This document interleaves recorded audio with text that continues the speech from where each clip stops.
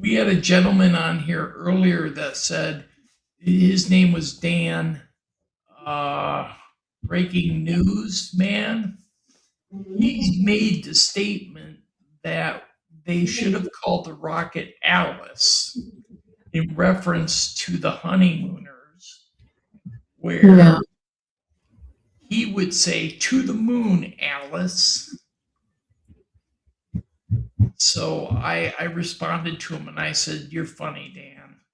I remember." I was thinking during all these, well, especially since we've been at war with Iran, how much is this affecting other dimensions and planets? You know, I don't know. I um, do know that when rockets go off as big as this, it does make some type of vibrational frequency damage within space time. At least that's what NASA has said. Um, I don't know for certain, but I have heard that from many researchers. well, I guess, especially now because the technology, these missiles, this is not like Hamas missiles. These missiles are exploded kind of almost outside planet Earth. So this is like the this has to be, this has to have some kind of effect, a multi-dimensional effect in other beings and planets or dimensions or whatever. Yes, it's Like, possible. It's possible. and the more the technology is used not for the good things but for this kind of stuff, well, we are fucking not only our planet but the rest of the universe too. Right. I don't know. I think the rest of the universe is taking notice to what we're doing. And I think I that's why I UFO hope. sighting activity is increased. Yeah, well, I really hope they are watching on us and, kind of. I made a new thumbnail for Albert. Did you see it? Yes, I love it. It looks like him. The one Monies with the one end, Moxley with the white 5316 says entity, hi, right? Polly. What? Monies to Moxley 5316 says hi, Polly. Monisha? Yes, Yeah. I'm saying Monisha hello. Moxley. Mox. Hello, Monisha.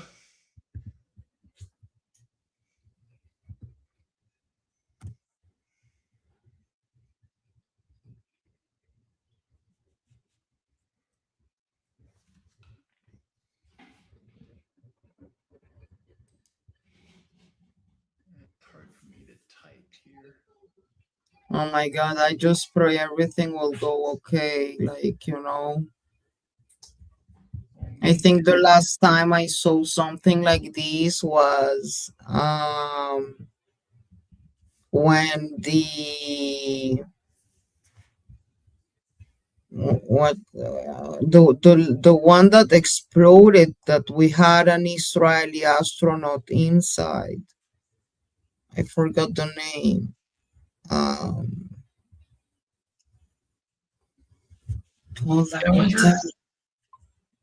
It Um, was Challenger that exploded.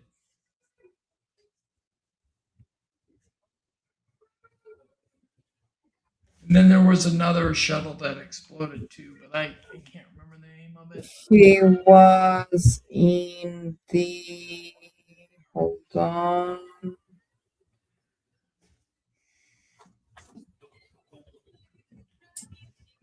in the Columbia Yeah, that's it. when it exploded in 2003. His story is so, they had three kids, and they were all watching their father, when it was in the air and it exploded. Then the eldest kid, well, he grew up, so he needed to go to the IDF, and he was killed in battle. Oh, that's sad. And then um, many years later, um, the mother died because of cancer, like, the depression and losing the husband. And I think and then she lost another one of her kids in battle too. That's So, and she just got cancer and she died. I think it was too much for her. And so there is only one survivor from the Ramon's family. oh, that's sad. Yeah, yeah, it You know, was. history has a way of repeating, so hopefully this won't be a repeat. Odyssey 182, glad to see you back. Odyssey Sarah is 182 awake. was here earlier this morning.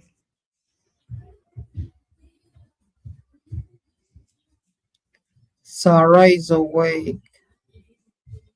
All this. Okay, I'm going to try to cook something for tonight's holiday before there are any alarms. But my computer is here. I will be just muted. But if you need to say something or whatever, I'll be listening. Okay. Okay,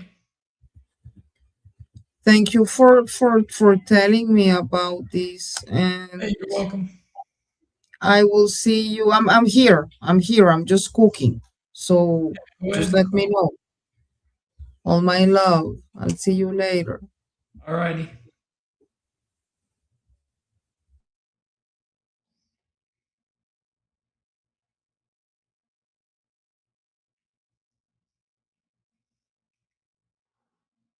Launch time is 6:24 Eastern Daylight Time down in Florida.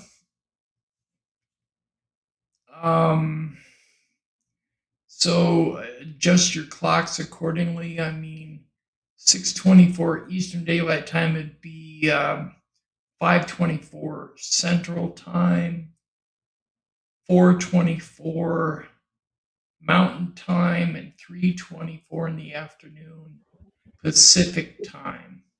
Could you send me a message like 1 hour before uh if you're going to go like live, like 1 hour before the launch starts?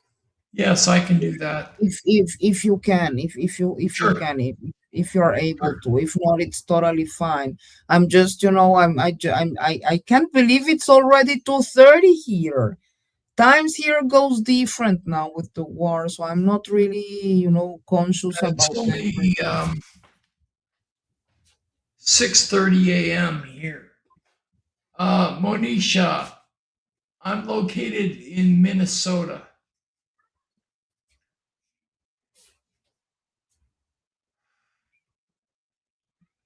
southeastern Minnesota.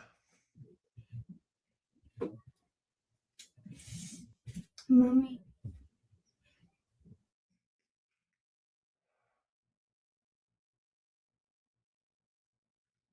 kind of close to the Iowa border.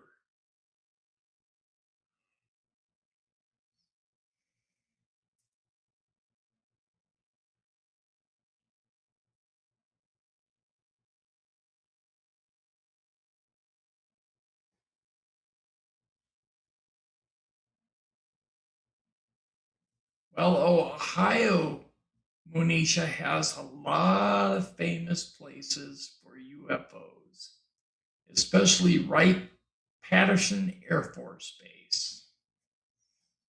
I had a friend who was a co host on my channel for a while. He was known as Tommy Highway, and he lived in Cincinnati, I think. If it wasn't Cincinnati, it was Cleveland, one of the two.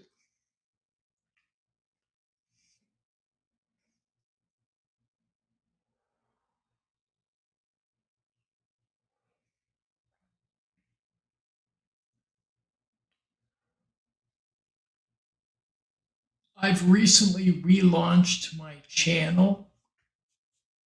Um, since you're coming in from Sarah's live stream, I've relaunched my channel as UFO Man Reloaded. So if you get a chance, please go there and subscribe.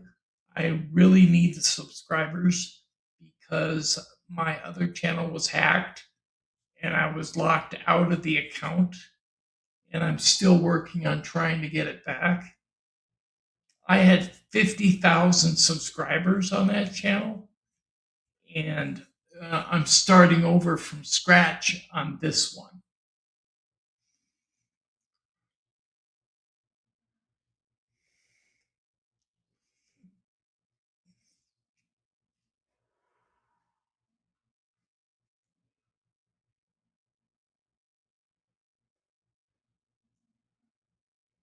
So, Monisha, you're Central Time, so that would be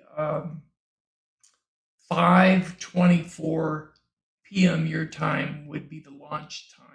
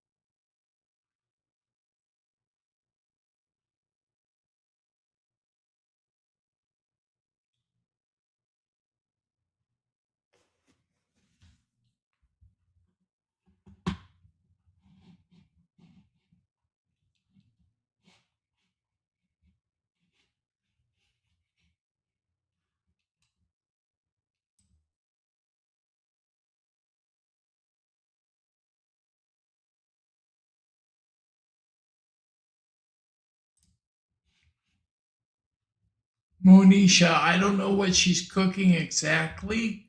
I can ask her. Polly, Monisha wants to know what you're cooking for Passover.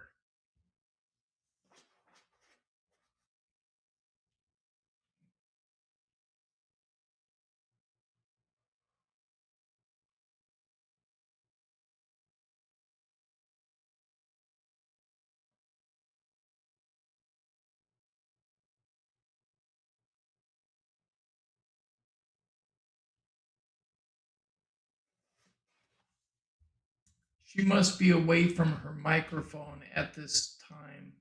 Monisha, I'm sorry, I can't get her to answer.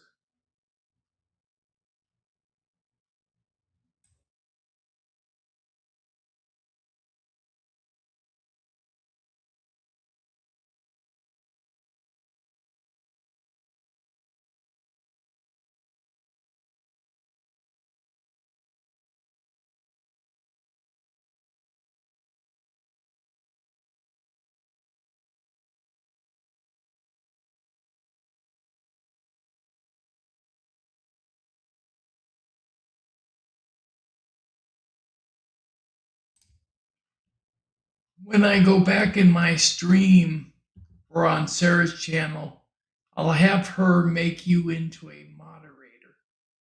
So you cannot get kicked off the channel for any reason unless one of us, Sarah or myself, decide to do so, which we won't.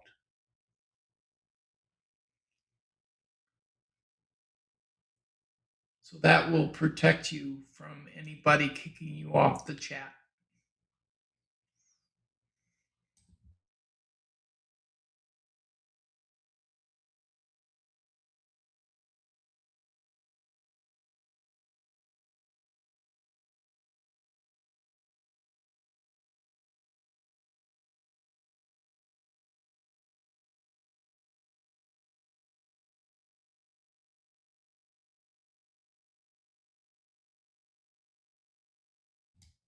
You're welcome.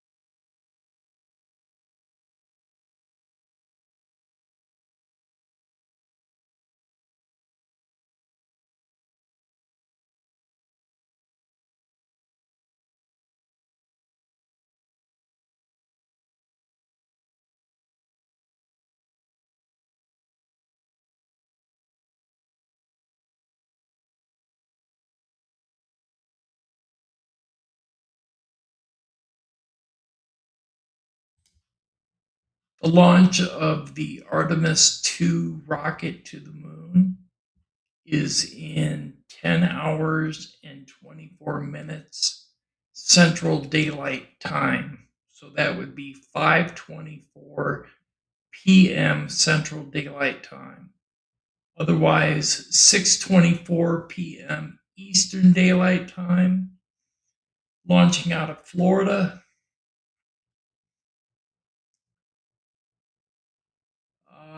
That would be 4:24 Mountain Time and 3:24 p.m. Pacific Time.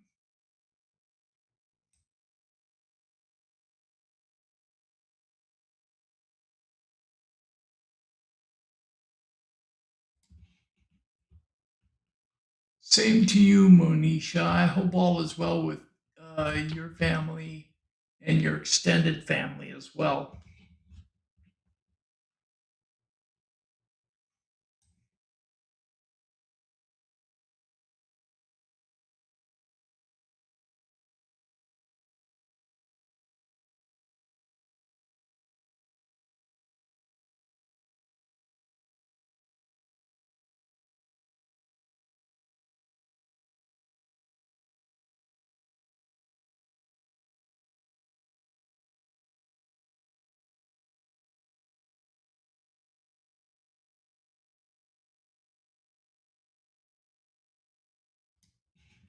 Sarah, Polly, and myself all consider everyone who visits our channel, participates in the chat room, watches our live content as part of our family.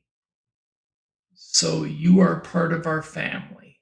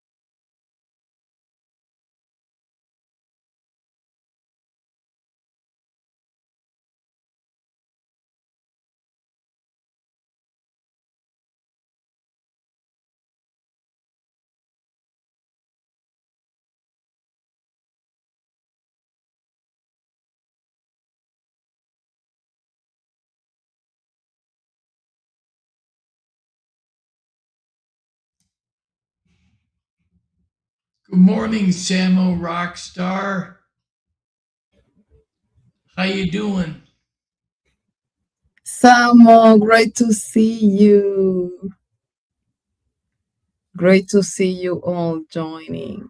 Hey, This is a Polly, huge event. Monisha wants to know what you're cooking for Passover. Oh my God, I'm just making so many things. Well, there, we just cannot eat bread or, how do you call that? Um, oh my God, I just forgot the name in English. The thing with what you make the cakes, Right, okay, so anyway, there are things that we cannot eat. Okay, we're kind right, of commemorating the times when Moses got all the Jews from Egypt, and we were slaves. And so he got us to the Holy Land. And this is what we are commemorating today. All my love to you too, Samo. All my love. I love you very much. And yes, flower. Thank you, Monisha. Flower.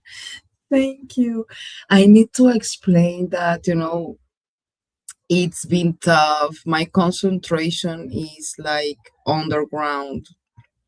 Um, I've been running from shelter to shelter in the last month, every single day, many times a day. And so I'm trying to keep up with everything, between alarms. We try to still have a normal life and cook for our kids and go to work and, um, So I'll be doing right now. I want to make some French toasts for my boy with chocolate and maple. But for tonight, I want to make some chicken with vegetables and rice and like I wanna like usually we celebrate with the whole family and we sing and we read the story about the way we got out of Egypt back then and we got to the Holy Land. And it's beautiful, it's a family holiday, but right now, we are all kind of preparing more for a complicated day. In the other side, they know it's an important day for us. And so, since this morning, they've been firing a lot. Till now, I think we've, uh, there have been like 10 attacks since midnight. And so I guess we will be kind of commemorating inside the shelters, but um, we are strong and resilient, and we understand that this is an important mission for our country and the Middle East and for the West to be free of terrorism and to be in a free world, where we can love and respect each other. It's kind of the alien message that we know too, team. Like, we are different and we have different opinions and different sides in politics and religions and but it should not divide us. We should then we should come respect. together. Exactly. We should love and respect each other the way you are, just by the fact that we are human beings and go back to be more humane and empath with others and try to think in a better future for Right. Hey, I our got to kids. respond to Samo Rockstar. Chicken schnitzel with some spinach and mushroom sauce and squash and butternut. There's your menu, Polly. Oh, Exactly. that sounds so good, man. You're making me hungry, Samo Rockstar. Yes, and there are some like typical things that we eat in every holiday. So for the chicken soup, I can also put like there are some kneidalach balls. It's like flour bowl that you put inside Sounds the like chicken dumplings. soup. It's so yeah. Sounds It's like a a hard really dumpling or something. kind of yeah, and we just wait for it. So nice, I love it. Yeah, we're expecting it. I hope it will be quiet, but we are just preparing for it. I just want to send to all of you all my prayers and um, just really try to be better persons and human beings and love each Yeah. other and support each other and I have let's a try lot to of make a better planet. I have prayers going out to you, Polly, but I also have prayers going out to the astronauts that are going to be riding on the tip of that rocket. Exactly. And I think that's the connection of what we are talking about. We are doing amazing things trying to understand our universe and where we come from. So, there are many stories and conspiracy stories about what happened on the moon many years ago, if we landed, if we didn't land. Well, the fact is that we are trying to go there again, and this is huge, a huge step for humanity, no matter how you look at it. And the best we can do is pray for these guys to have a great flight and to come back in one piece and with excellent results. And this is a huge step for humanity. Right. I hope they come back safely to Samuel Rockstar because the last time we had a major spacecraft come back, it did not survive re entry. So hopefully Right. this will change. Yeah, and it makes you wonder too, like why so many years before we went back to the moon and why this time aren't we landing, for example? Well, Because I heard originally we lost all the technology knowledge of how to build a rocket that would take us to the moon, and that it was actually handed out to private companies to develop space travel, like Virgin and SpaceX and other companies. We've seen the failures that SpaceX has had yeah, with their heavy rockets. We've seen uh, Virgin have some success, but only to low Earth orbit, and then they come back. right. It doesn't seem like we can get out of low Earth orbit. So this is a real breakthrough. It is. It is.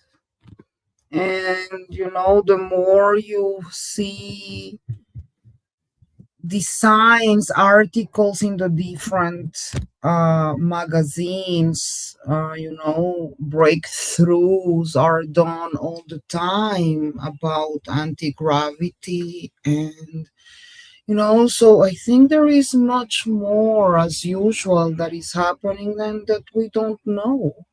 I watched. And I gotta tell you this, Polly.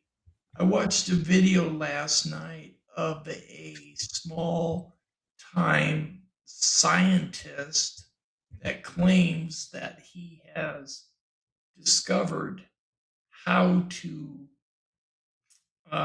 create anti gravity.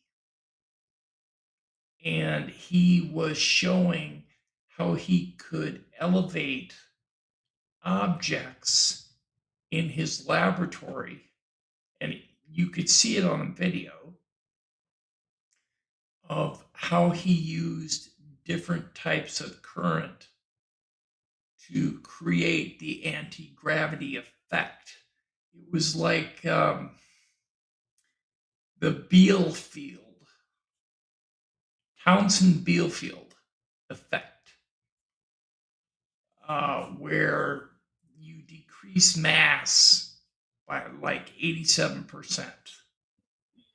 And wait, then, are you talking about the Jesse Mitchell's last uh, interview with the scientist that says that he already that there like we already know how to deal with anti-gravity? Is no, the same one? No. although I did watch that, but no.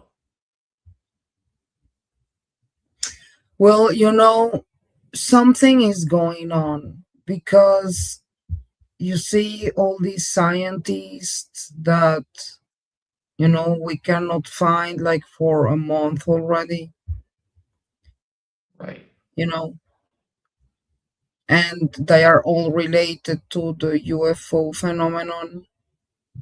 right. So something is going on, right? Samuel Rockstar Sarah is asleep, so I am running her chat along with mine.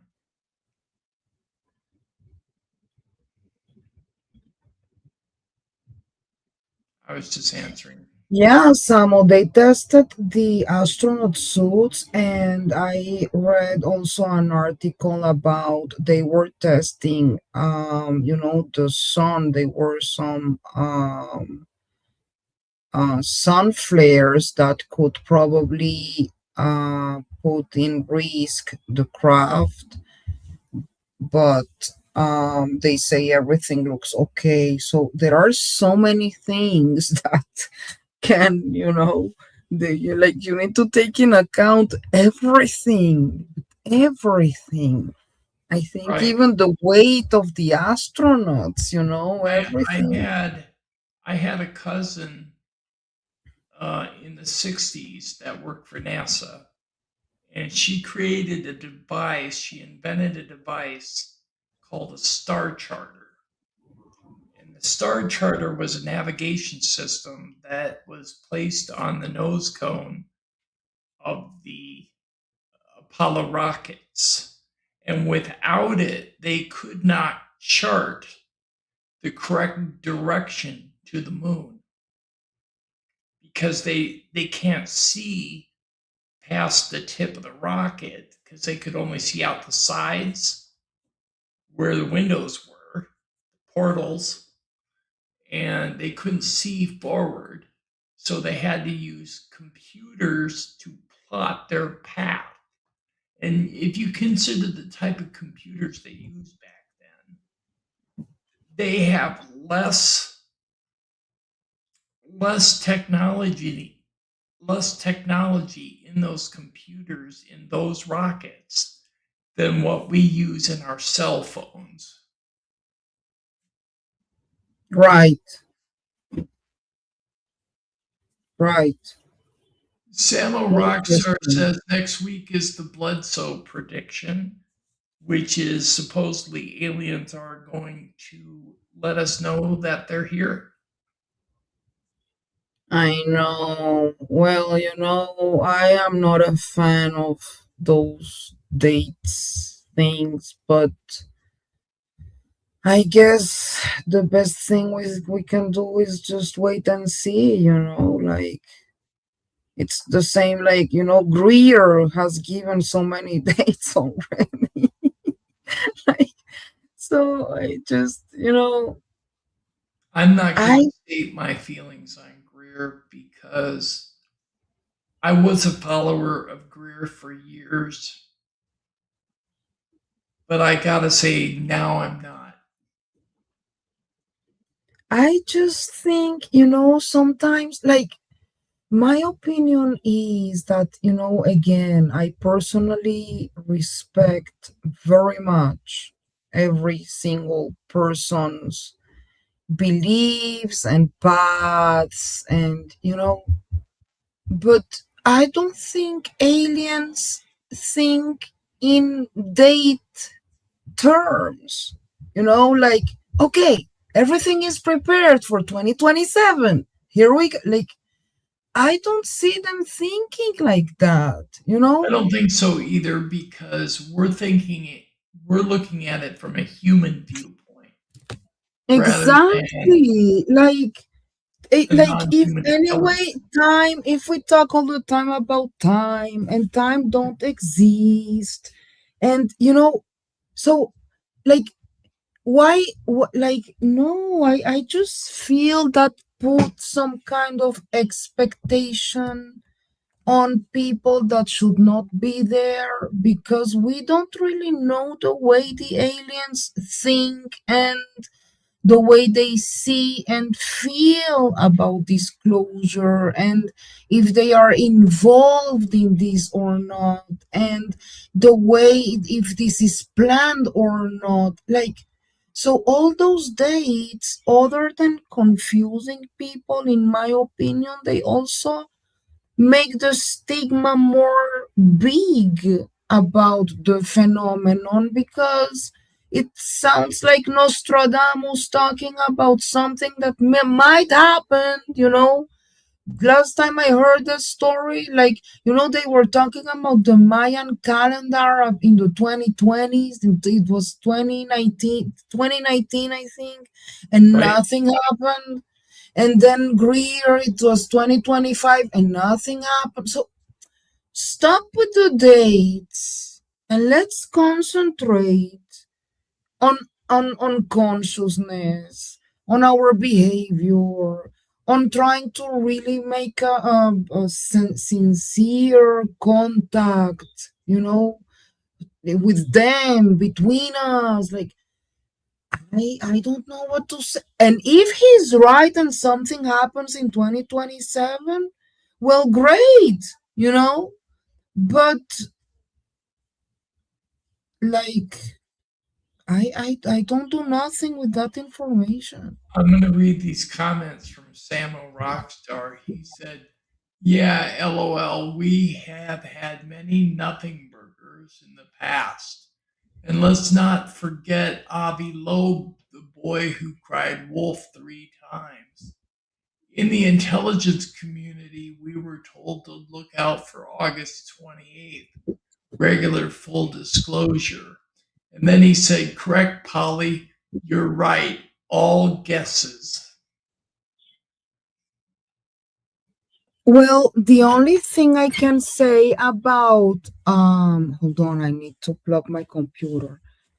What I can say about Avila is that um you know, even though, even with Oumuamua and even with Three Eye Atlas, um, there were these speculations about both of them being alien crafts, and he was talking a lot about it. And but I think at some point people got confused, because Avilav is, in my opinion, not trying to convince no one about the fact or not fact that those things were crafts. He Right. only is saying pay attention because what we are seeing, Oumuamua and Three Eye Atlas, are both of them things that we never saw before in our lives, in the story of human history. They're And they're two of as three. and the things that we know about them don't match the things that we know till today. So the only thing he was saying is, let's pay attention because this might be an alien craft or an alien technology or an alien something that was built many million years before, and or you name it, but let's pay attention. So people, it became like a war between Avilav is right and Avilav is wrong. So again, like we were looking like for a division, the ones who support him and the ones that don't. And we should think when these things happen, in my opinion, about not who's right or who's wrong or if he's right or wrong. Avilav is giving us scientific facts about these two objects. So for Right. us to decide, we need to do the research and decide what it is or what is not. That doesn't make him a liar. He's not Well, lying. He's it doesn't. giving us scientific facts. But there Now, the is thing one thing I is want to that say. we should look at it as what are the consequences for the human race? Because Three Eye Atlas and Oumuamua won't be the last ones visiting around us. There will be more coming. And I don't want to think about it, God forbid, there might be one coming towards planet Earth. So instead of laughing at his scientific facts, we should be thinking, how do we prepare in case of, even if it's an alien craft, what should we do? You know, I actually watched a video where some credible remote viewers, remote viewed Three Eye Atlas, and they claimed that it was an alien craft. They didn't say what was on board it, but they said the reason why Avi was espousing the idea that it might be an alien ship is because when it passed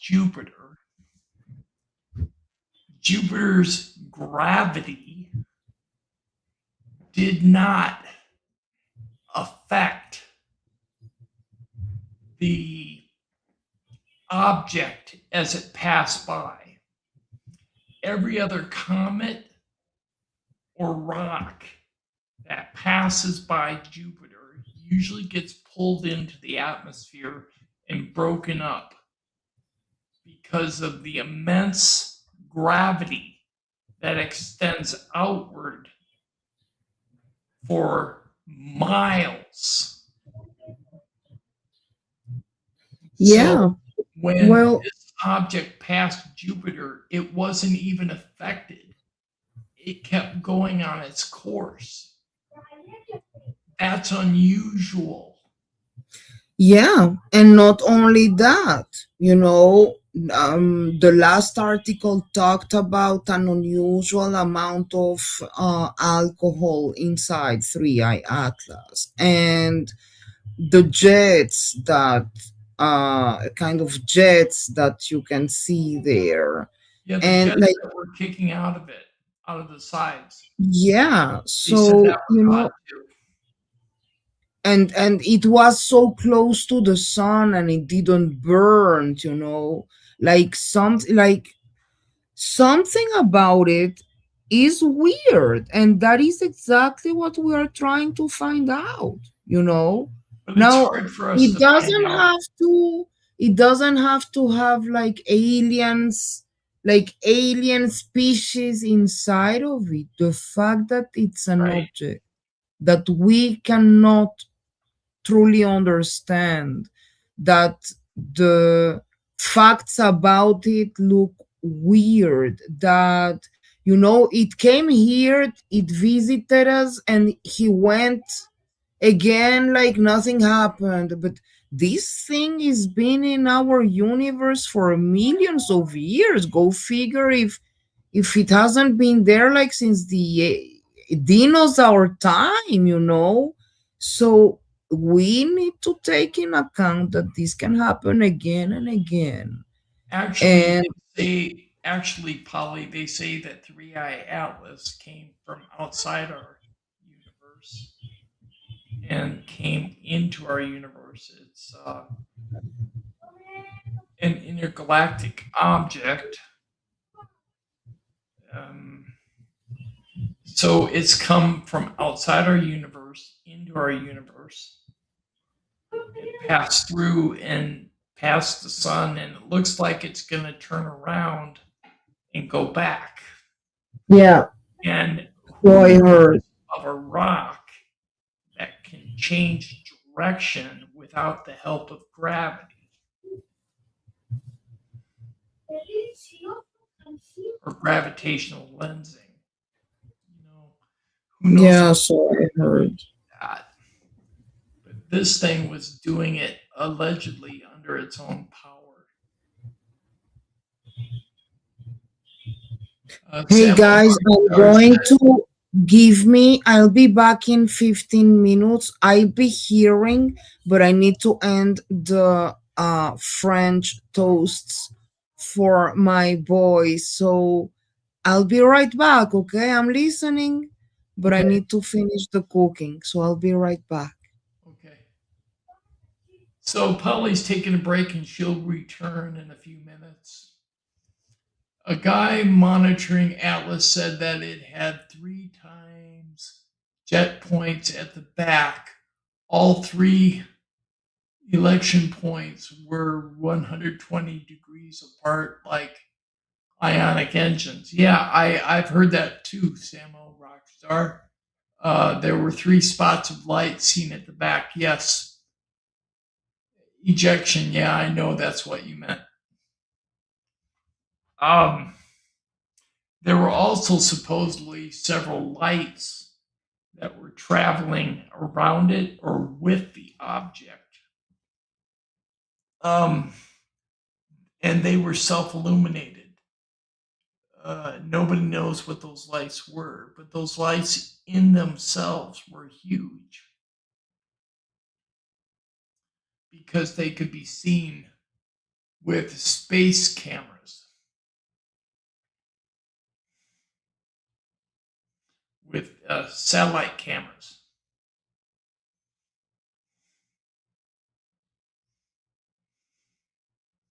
and the James Webb telescope.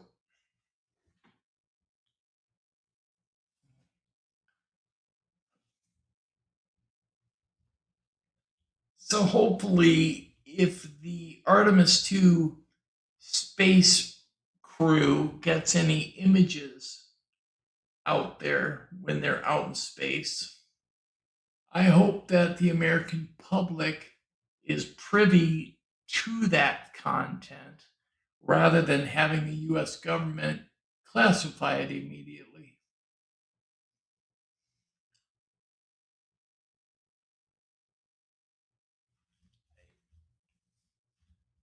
I agree, but because of all the things going on here on Earth, that's why a lot of satellites are pointed down rather than up.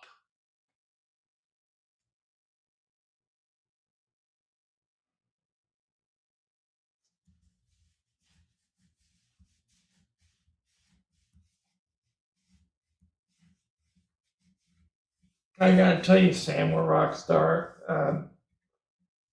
A gentleman came on the chat earlier this morning and said they should have named the rocket Alice rather than Artemis 2, a reference to the honeymooners. So if you know the honeymooners, Alice is in reference to the statement, "To the moon, Alice."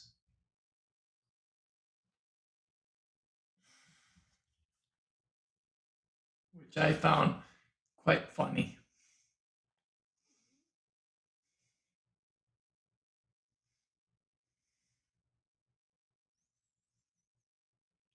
When Sarah wakes up, which I figure will be in about 2 hours, I'll give her a call on the phone and I'll get her on the live.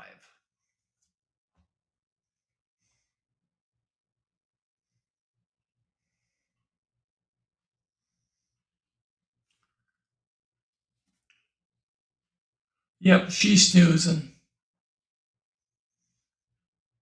She said it was cool there last night, so she was getting a good night's sleep.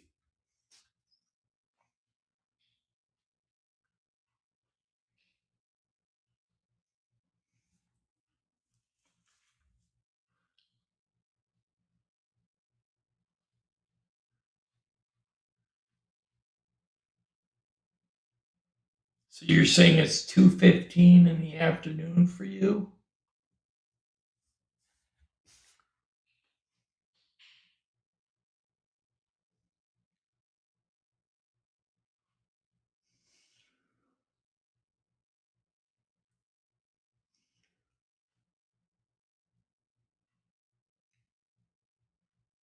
Where are you located, Samo Rockstar? What country do you live in?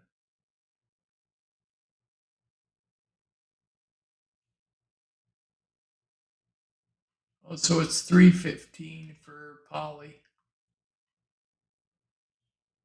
Oh, you're near Antarctica. I gotcha.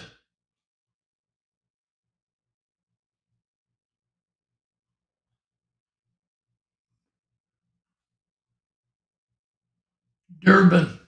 Gotcha.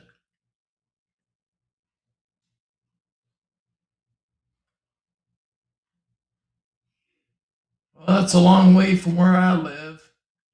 Is it cold there right now? Hmm.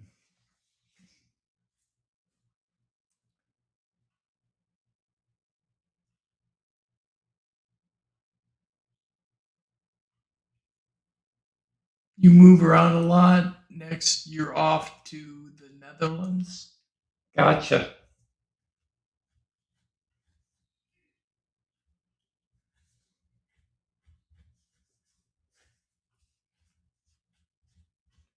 Well, at least you get to see the world.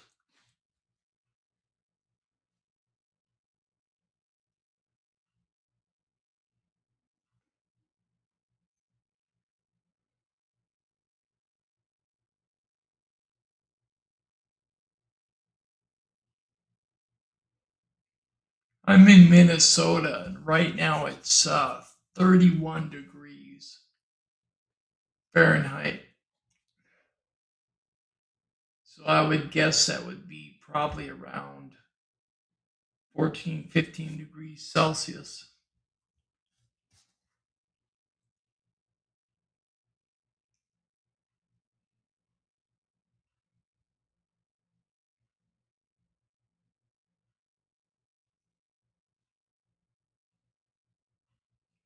Yeah, I believe the world is like a reality show. Monisha, I agree. I wish I could travel too.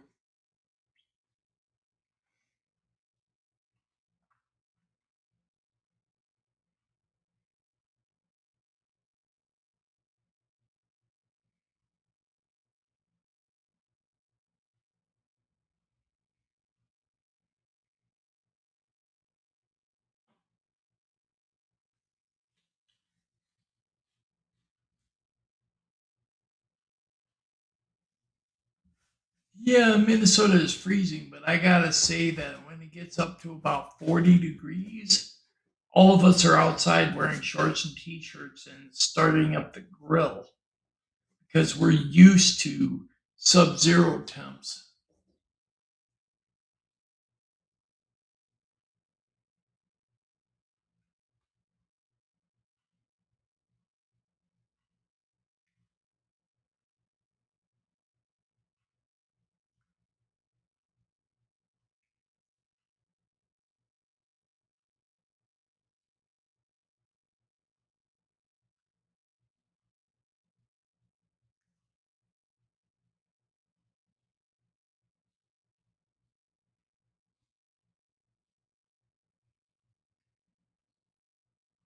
I love barbecue.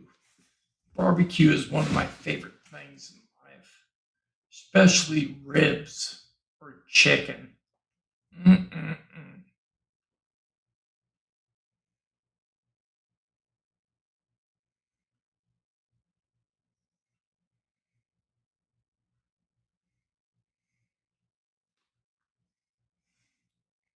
Or both.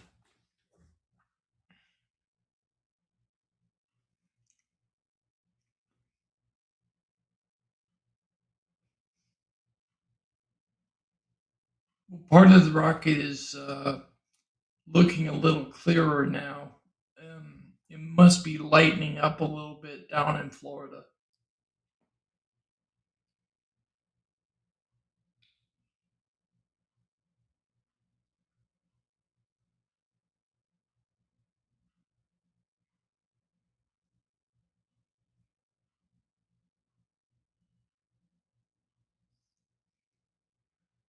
Well, that's pretty cool that they have a dining area in the butcher shop.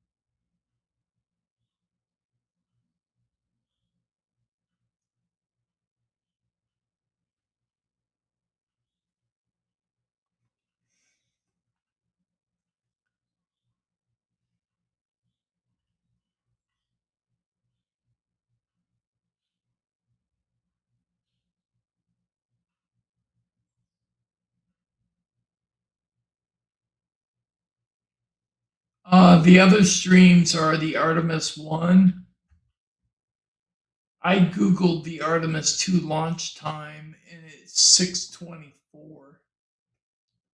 p.m. Eastern Daylight Time today.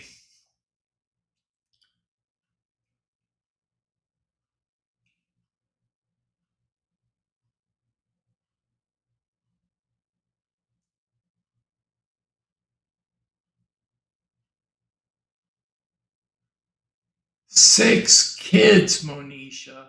Wow, you've got a boatload.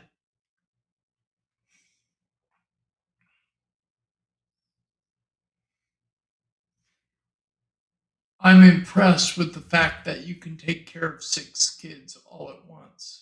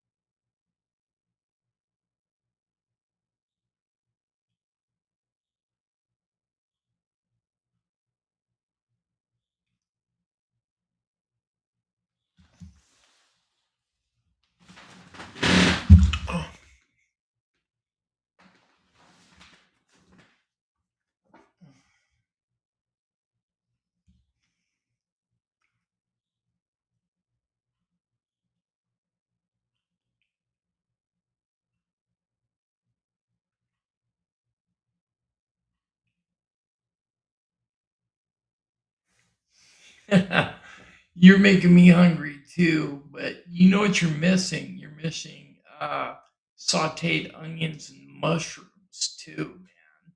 Gotta have them with your steak.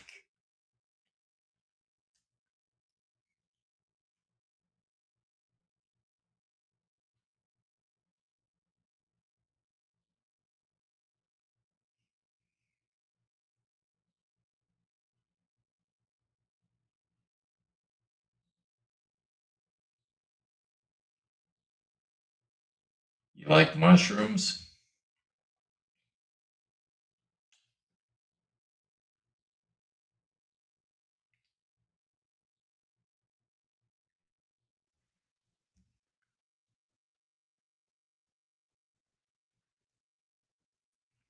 Monisha, you do have strength. Remember that, and we respect you for that.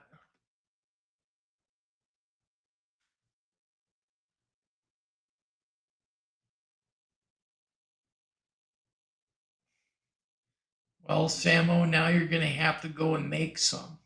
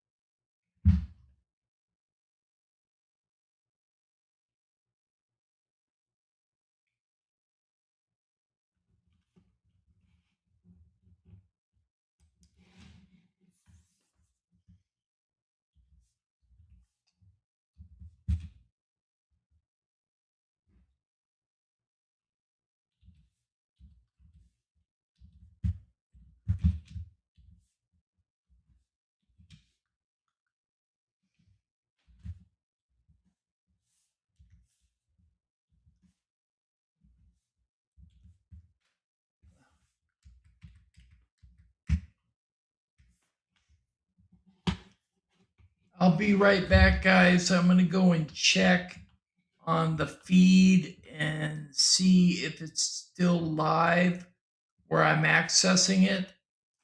Um, and I will be back live on the mic in about 5 minutes.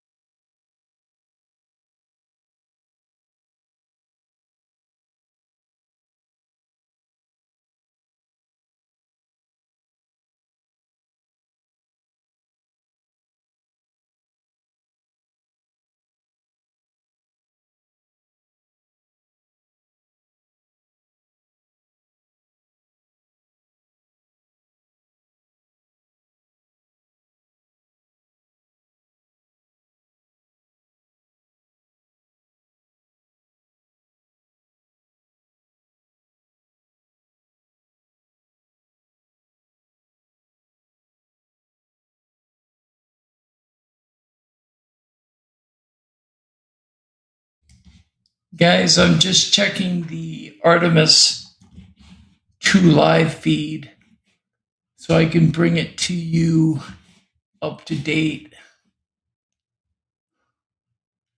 I think the Associated Press one may have ended.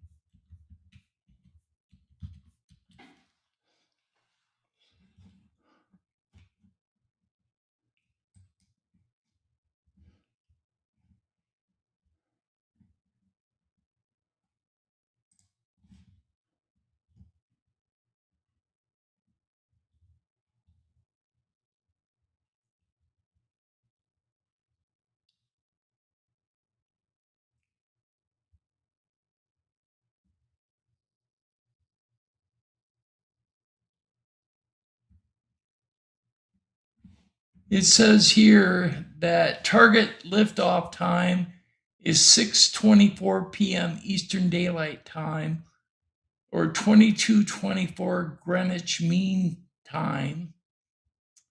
Launch window is 2 hours.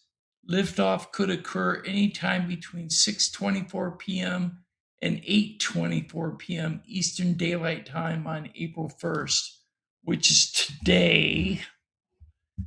If the launch is delayed beyond that window, the next opportunity is a 2-hour window starting at 7:22 p.m. Eastern Daylight Time on April 2nd.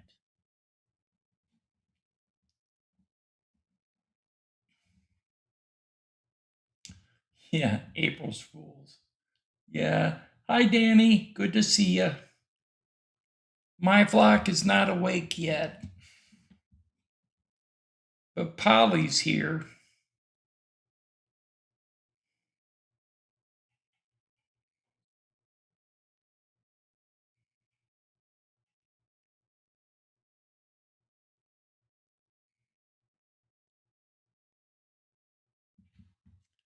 Yeah, April 2nd is the next window of opportunity at 7:22 p.m. Eastern Daylight Time. And that's according to CBS News.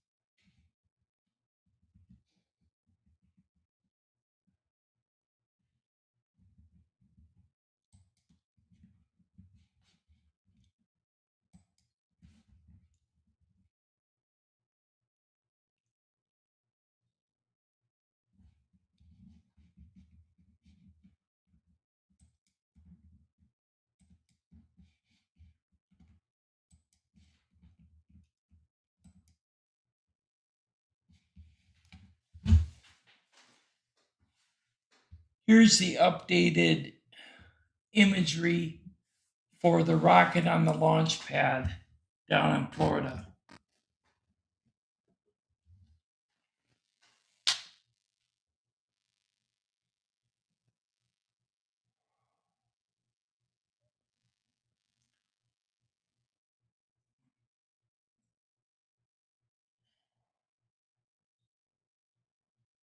You're welcome, Samo. I had to update it because something was wrong with the footage.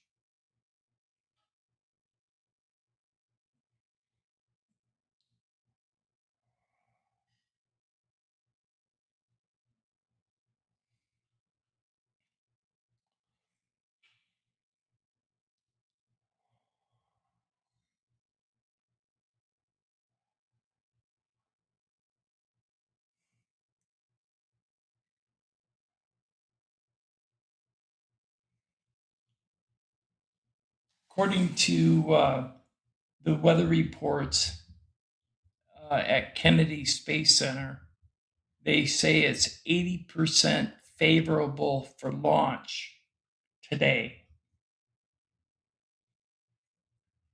The rocket is sitting on the launch pad known as 39B or Bravo, 39 Bravo at Kennedy Space Center.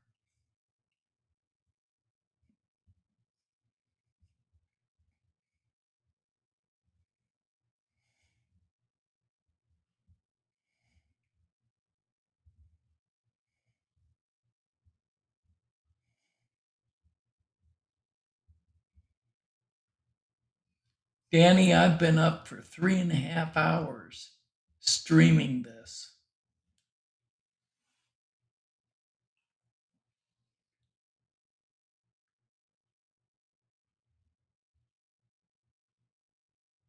Yes, we're looking green for final launch and final checks. Yep.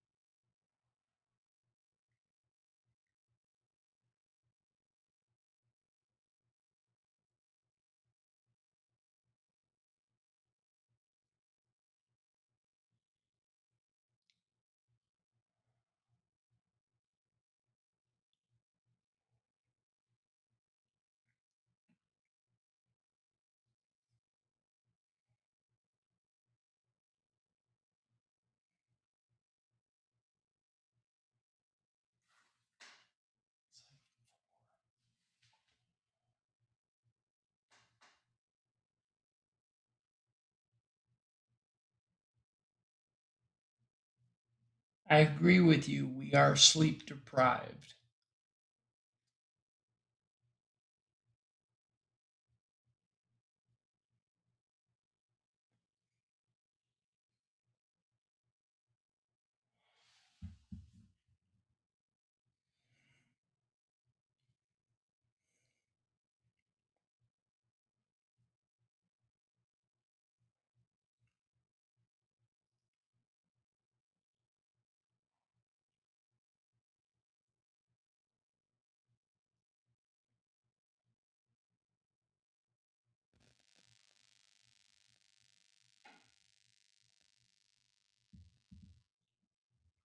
Welcome, Shelley.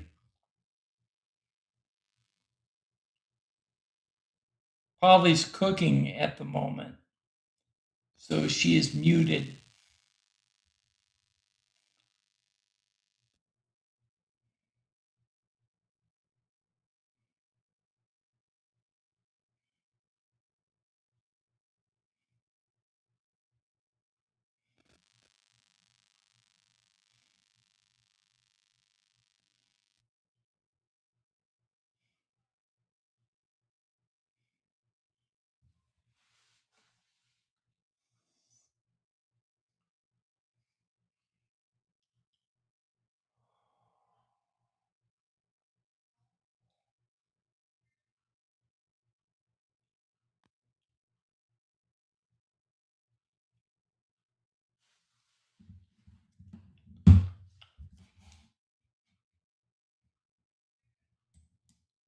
just to show that I'm awake.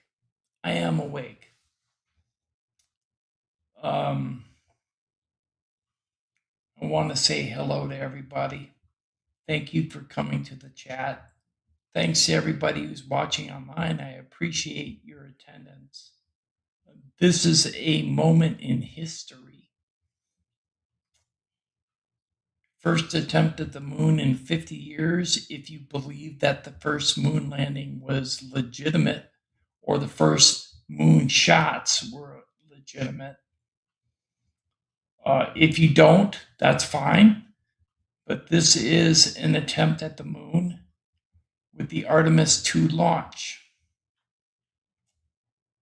I don't know exactly what their game plan is, whether they're going to orbit the moon and drop supplies onto the moon surface, whether they plan on actually landing with a lander, or whether they're just going to orbit and then return to Earth.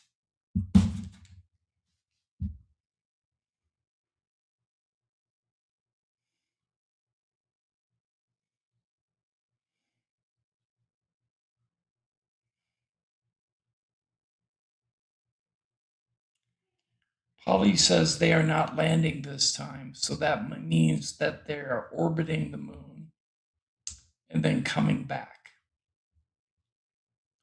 That's a little bit disappointing. I was hoping they would land.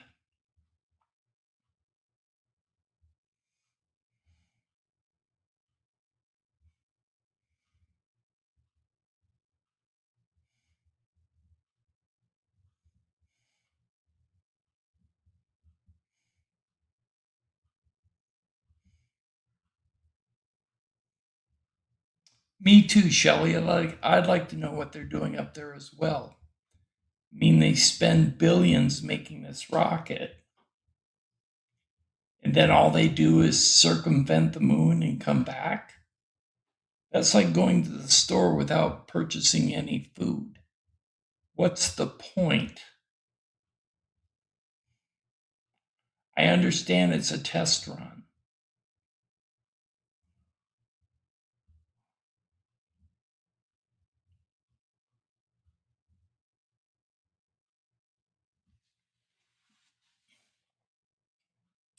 I heard that they might be taking up equipment and dropping it on the surface.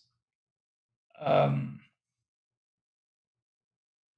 and then the next time they go up, if they land, they will be able to recover that equipment and use it when they're there.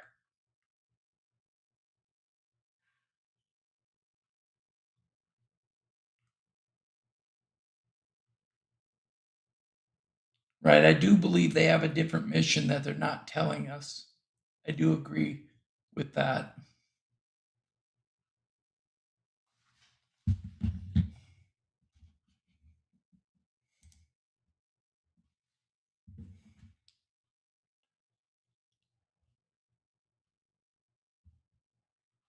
Yes, we do need a return on this investment.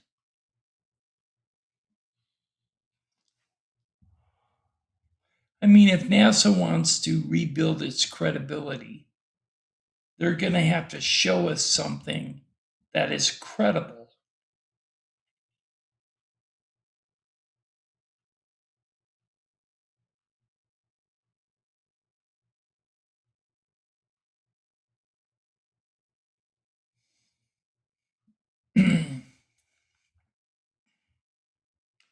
And if we're going to risk the astronauts' lives just to circumvent the moon and come back without doing anything in particular, that seems like a loss of money and too much of a risk.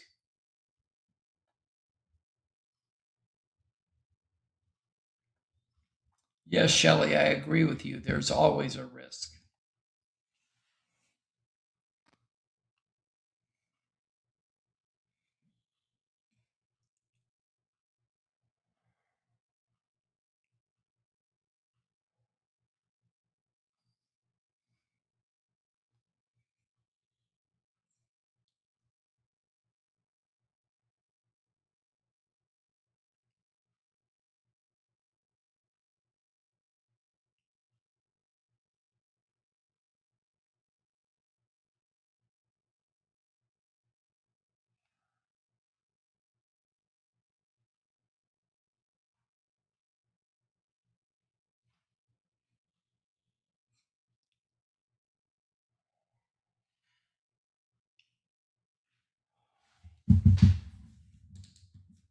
I'm going to check something with the feed.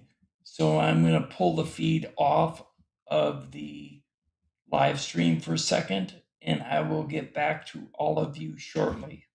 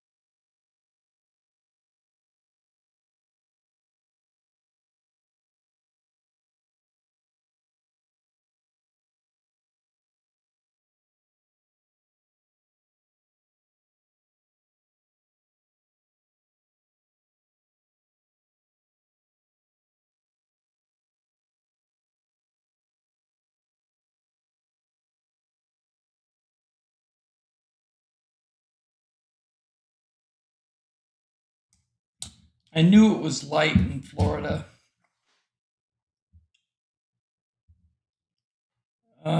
The feed was behind in its play.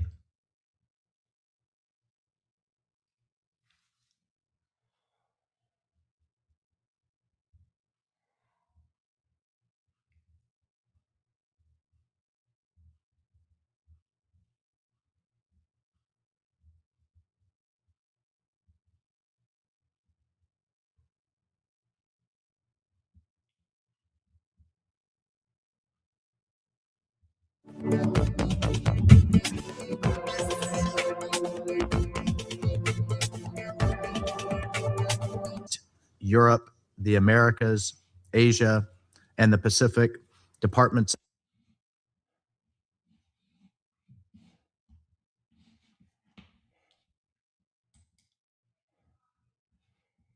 Hold on a minute, guys. I gotta check to see what's going on.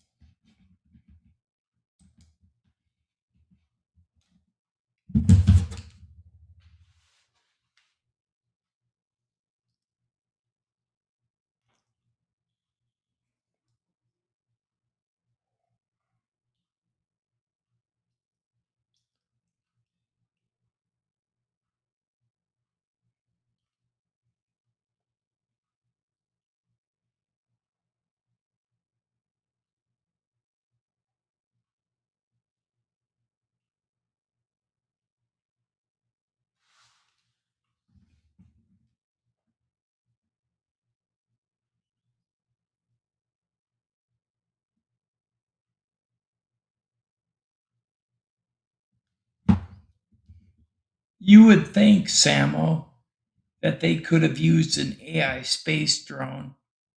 They could have controlled it by computer. It would have gotten there and back easily. So they're doing something else where the human part of the mission is necessary.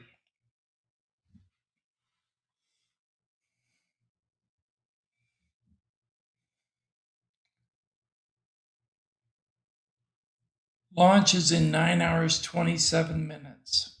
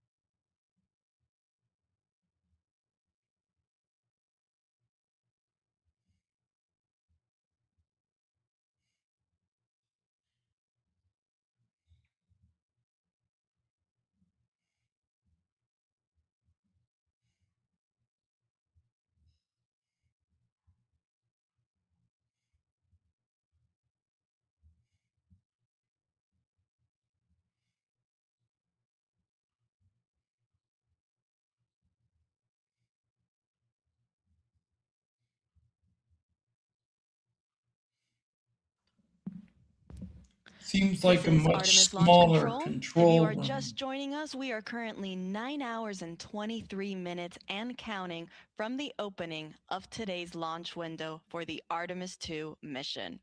I'm Antonia Jaramillo in NASA Communications, and I, along with our fellow commentators, will be taking you through the rest of today's launch countdown, as well as the rest of the Artemis 2 mission.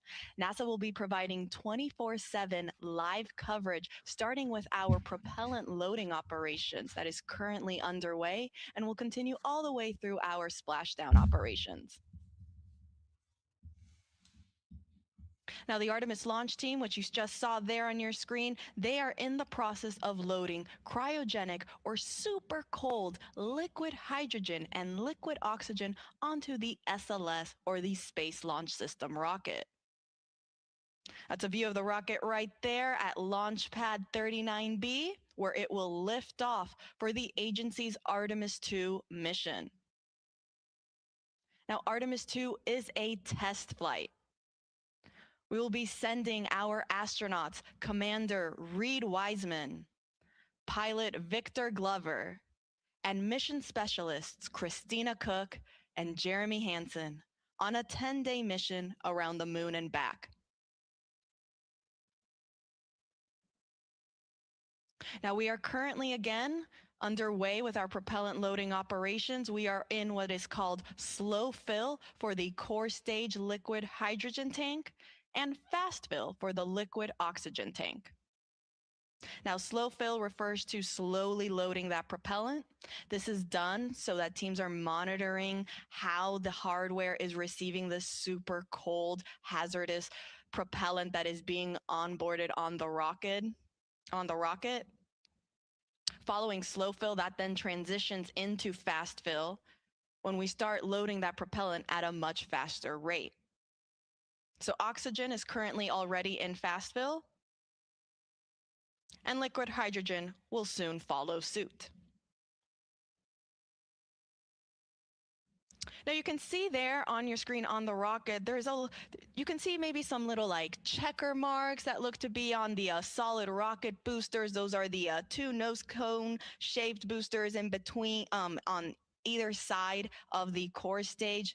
Now, what do those black and white checkerboards and squares and circles mean? Well, these are our photogrammetric markings. They serve as imagery references for the engineering photo and video documentation as for the post-flight analysis of how SLS attitude and its position relative to the ground structure during liftoff and ascent performed. So they're not just on there randomly, they do serve a purpose. And it is, again, for all of that post-flight analysis. Now let's take it back over to the firing room. And let's take a look at our launch team. You can see there you have Charlie Blackwell Thompson. She's right now walking around on the first upper level row. She is our Artemis launch director. She's currently wearing a green blazer, and you might see some other folks around the room also wearing green a lot. Why green? Well, at NASA, we love our superstitions and we love our traditions. And for the launch team, green is one of those fun traditions that they like to carry on. Green for them means go, so they wear green for good luck.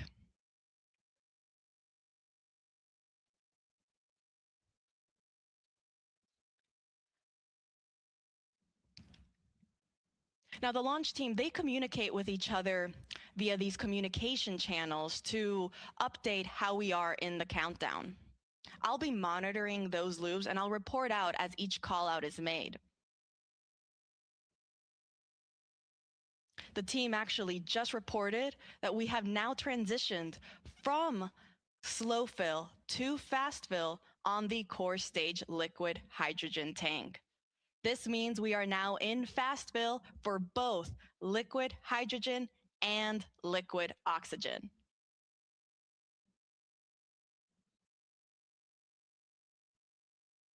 Now, following fast fill, teams will then transition into what is called topping. Topping just refers to finishing up the last little bit that is needed to get to 100% level on both tanks. Once we finish topping, we will then enter what is called replenish mode. And this means that the teams are just constantly replenishing these tanks to maintain 100% flight level.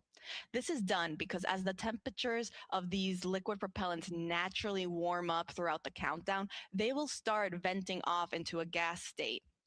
And so because of that, the teams want to constantly be replenishing the tanks so that they're not losing any propellant and we're going down from that 100% level. So again, we are now in fast fill for both core stage liquid hydrogen and liquid oxygen. On the upper stage, meanwhile, we haven't started our propellant loading operations there. I will report out once that process is also underway. Teams will first start with chilling down the upper stage liquid hydrogen tank. And because the upper stage is so much smaller than the core stage, it actually gets to skip a step in its propellant loading operations, and it goes straight from chill down to fast fill. And really, this is done again because of the sizes of these tanks. On the core stage, you have the liquid hydrogen tank that fits roughly 537,000 gallons of liquid hydrogen. The liquid oxygen tank, meanwhile, holds roughly 196,000 gallons. In total, that's about 733,000 gallons on the core stage alone. On the upper stage, meanwhile, the total amount of propellant is roughly 24,000 gallons, so significantly smaller. And because of this, they are able to go straight from chill down into fast fill.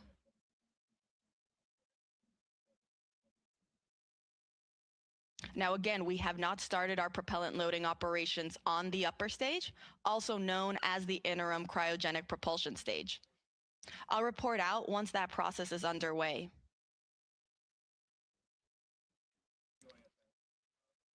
But to quickly recap, we are in fast fill for the core stage liquid hydrogen and liquid oxygen.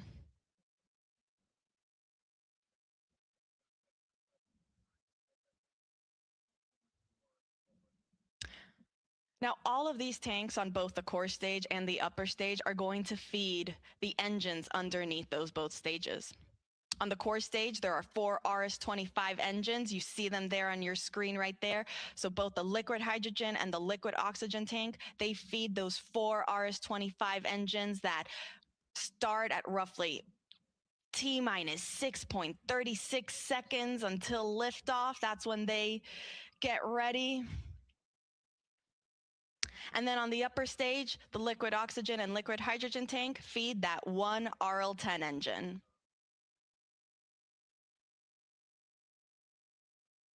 Now, combined with the solid rocket boosters, SLS produces roughly 8.8 million pounds of thrust.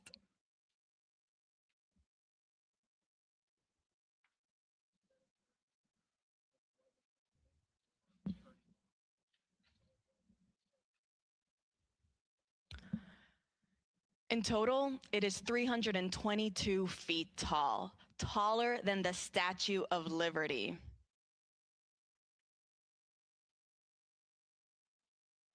In fact, let's break down the rocket for you a little bit. So up there at the top, we have our Orion spacecraft. Right underneath is actually then what is called the Orion stage adapter. That's when the SLS rocket actually starts. The Orion stage adapter is the smallest portion of the rocket, roughly 5 feet tall. Underneath that is then our upper stage, or that interim cryogenic propulsion stage. Then you'll see this nose cone orange shape underneath. That's the launch vehicle stage adapter. It's actually enclosing part of that upper stage for protection.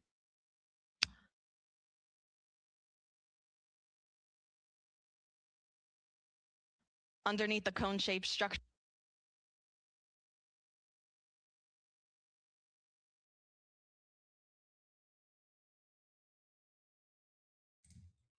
I'm trying to eliminate the commercial.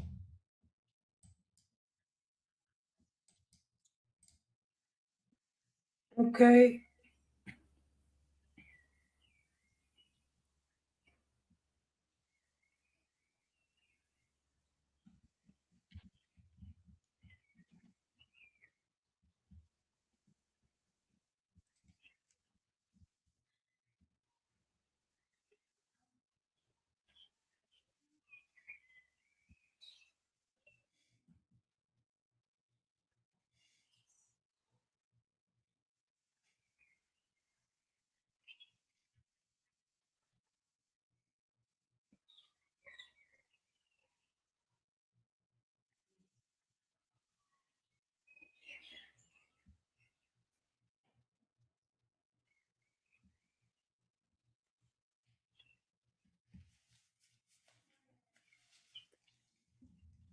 The sequential missions were given alphabetically designations.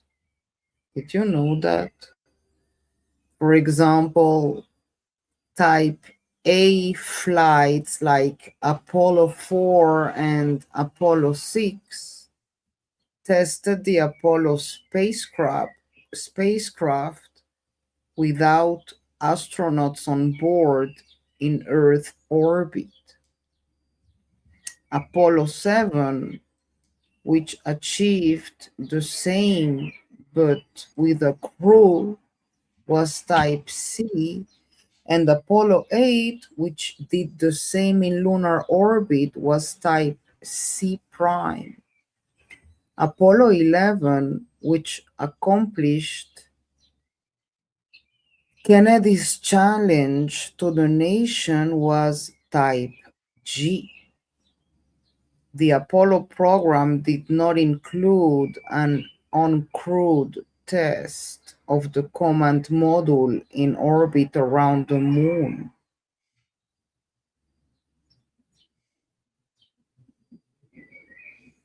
That flight profile did not occur until Artemis 1 in 2022. On that mission, not only was the Orion spacecraft put through its paces with everything but its life support systems installed, but it also tested out a new type of lunar orbit for a human rated vehicle, and now leads up to Artemis 2, the first crewed flight of the Artemis program. By that one distinction, there will be astronauts aboard. A comparison could be made with Apollo 7 as the first crewed flight of the Apollo program. But Apollo 7 did not leave low Earth orbit, or LEO.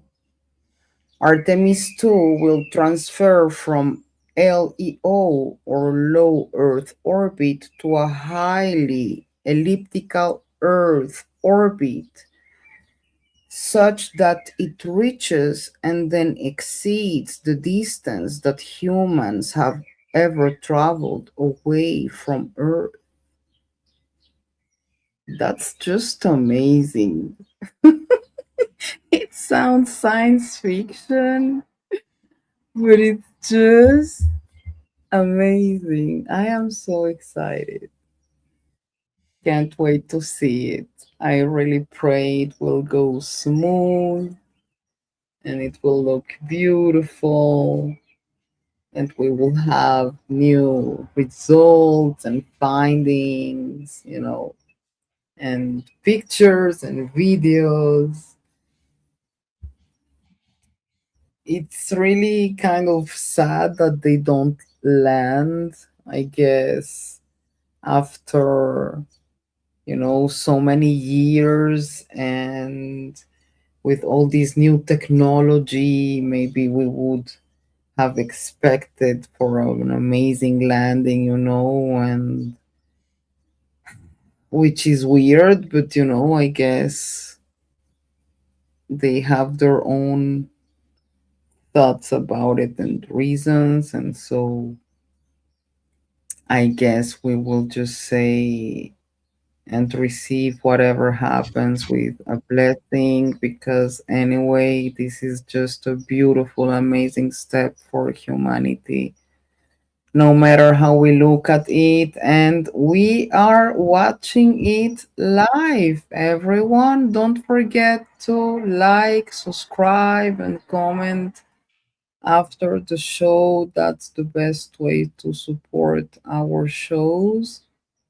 And we are part of history. This is amazing, when we hear talking about back then the moon landing, and we say like, oh my god, I would have loved to be there and see it. Well, now we can see it. Unfortunately, maybe not the landing, but still, this is huge. So grab your popcorn, and if you have any questions or just let us know in the chat. Put it in caps lock so it will be easier for us to catch you up. I had an And idea, Polly. Perhaps they're going around the moon to look at possible landing sites. They haven't determined where they're going to land the next time they go up. So they could be checking out possible landing sites. They may not land in the Sea of Tranquility like they allegedly did with the Apollo missions. They may land elsewhere, perhaps on the backside of the moon, because I know there's some interest from NASA to find out what's on the backside. right, right. Well, I don't know because like if I think about it, like unless there is I don't know, a massive reason not to land, I would usually go and try to land to find, more things from the moon soil, like to bring here specimens from the moon. So if they are not landing, what the hell are we doing? I don't like. I guess there are a lot of tests that we can do anyway, that we need, Right. that are important, but we are missing like the soil part, you know? I don't know. Maybe they can go up there and find the old lander, prove to us all that they actually landed on the moon. Right. Yeah, why not? Because if the lander is the lander should still be there if it wasn't moved or destroyed by something. Or maybe they are just trying to make a bound or a connection or a bridge between the moon and Mars. So they don't That's need what I to heard. land. I heard they want to put a moon base up eventually and use that as a jumping point to get to Mars. Because listen what's written here. The Artemis program has the goal of establishing a sustainable human presence at the moon and Right, using the resources found there to enable humanity's future exploration of Mars and other even more distant destinations. right, So the aim is not just to send astronauts to visit the moon, but to set up a base near the South Pole. This will right, involve mining the region for water ice, which can be used for life support and processed into rocket fuel. right. I've heard that. Yep. Interesting. And the reason why they're going to the South Pole is they found out that the South Pole is covered in ice. So they will have access to water.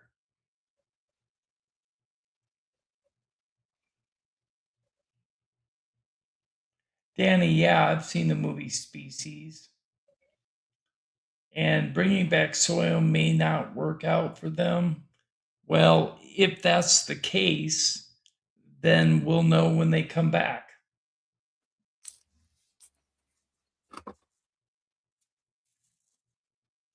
Shelley is also saying that the um, aliens on the moon are not going to be happy about it. Well, we were talking about it, like, go figure if there are bases and aliens in the dark side of the moon, and go figure if there are even um, deals between the government and the aliens about if whether we are allowed even to go there or not.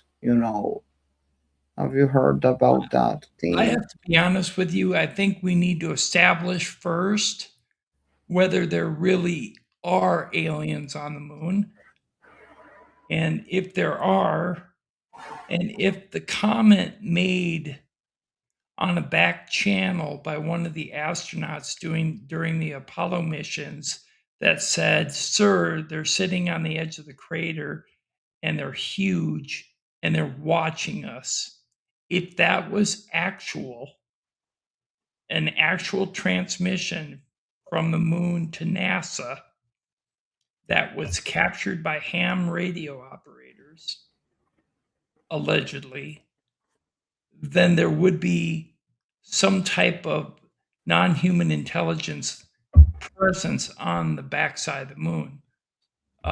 Well, if you see, you remember John Lear talking about all the bases that there are on the moon, you know. So, I don't you know where know, he got his information. See, that's the problem. John Lear, Yeah, John Lear. Yes, I know he was an in depth researcher, but the stories from astronauts have changed so many times that it's hard to tell what the truth is because of their non disclosure agreements that they had to abide by for most of their life. So, for me to say that there are aliens on the moon, I can't say that definitively.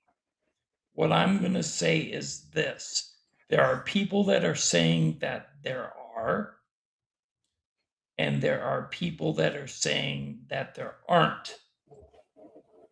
So I guess you got to choose a so path. In my in case, your I don't want opinion, to speculate. no, no, me neither, and bottom line, it's like we don't really know what happened there other than what the astronauts told us. Now, the thing is that when you look at their body language, when they talked about it back then, even the woman astronaut that fainted in the press conference, like you can see the stress in their bodies, you know, Right. kind of what they saw was so incomprehensible and huge that their brains even here could not deal This is with what Artemis Launch happened. Control. We So are something currently happened 8 there. hours and 58 minutes Right. and The counting other from thing I the was going to opening say of today's launch was window for the Artemis um, 2 mission. That launch there window opens was at a comment 6:24 made p.m. Eastern Time later by an today. astronaut Teams do have a 2-hour launch window in which they can who try to was launch. on So if we board don't the launch right at orbiter, 6:24 p.m., not the that is lander, okay. the orbiter, You're looking at a live view of when our it Artemis first launch team. approached the They are in the moon the process of first time. loading liquid If this propellant is on allegedly board the fact, SLS or the Space and I say Launch allegedly System because rocket. it hasn't been We're currently definitively in the process proven. of loading liquid But the hydrogen fact and liquid is, oxygen on the from what core I stage of the understand, the SLS rocket. orbiter, when it approached the Now, the moon, core stage is the the first stage of that astronauts rocket. could You see can see there on your screen, structures it is the orange all section over the in moon's between the two surface. solid rocket boosters. Right. And that's That's actually a why great they view of had our rocket to at Launch Pad insert 39B. I mean, you can the see it is a footage beautiful created by day. We have Stanley some puffy Kubrick, white clouds, the blue famous skies. director All in all, of very Right. film. favorable weather. In fact, our to launch weather officers, they've been block predicting out 80% chance the of images go of for our structures. launch window this evening. So when the moon landing occurred on TV, no one saw the structures. They were blocked out from humanity. We couldn't see them. They Now, were there at the covered up. bottom of the rocket are our 4 RS-25 engines. Right. Each If that's engines are fact, roughly the size of a then you're right. compact car. There is something there, The solid rocket and that boosters, would those Well, make are the the you job big there know, white correct. rocket and boosters even when you on either say side of the core there stage. was Each something booster is there, taller than the Statue of Liberty, well, and they also hold the I entire I weight cannot of the rocket. even maybe it was human made. Like I don't like, I don't know Now, what is fully going fueled, on in the SLS moon, weighs if it's alien related 5.74 or not. million But pounds. something happened in the moon when they were there, and their behavior and body And again, you can languages see on kind your of screen, you says might it see all. some gas that's So being it's very vented off interesting to underneath see the rocket and the mobile launcher. The mobile what launcher are is they that really gray hiding shaped here. structure You know, Right. that is connected either to the rocket. It's technology essentially or what is our providing technology, all of the their power, technology, the are there propellant, bases coolant, on the moon? everything, all the access And points to keep the again, rocket the and the spacecraft alive consequences and functioning uh, and running for until it for is for ready for launch. humanity, Now, that no. gas that you're seeing being vented off, it doesn't mean we're getting ready to lift off anytime soon. It's just that natural boil off that is coming from the propellant that is being fed to the rocket as it naturally warms up over time.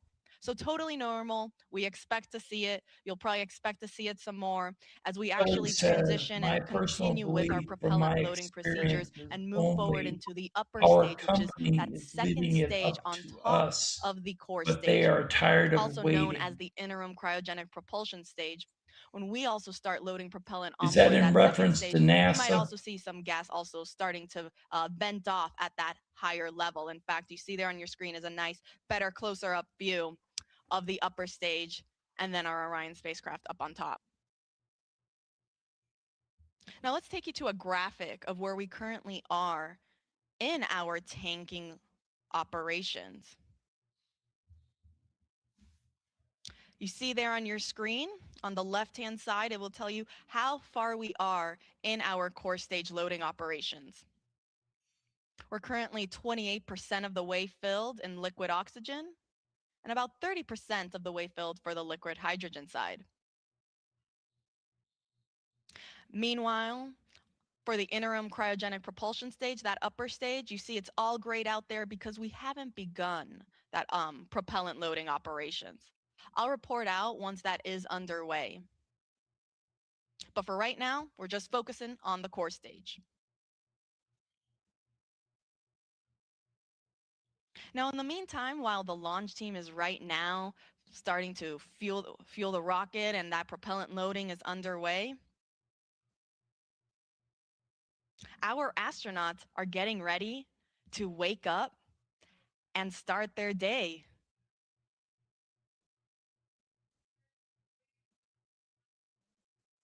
As a reminder, we will be sending 4 astronauts around the moon and back. Commander Reed Wiseman, pilot Victor Glover, and mission specialists Christina Cook and Jeremy Hansen will go on a 10-day mission around the moon.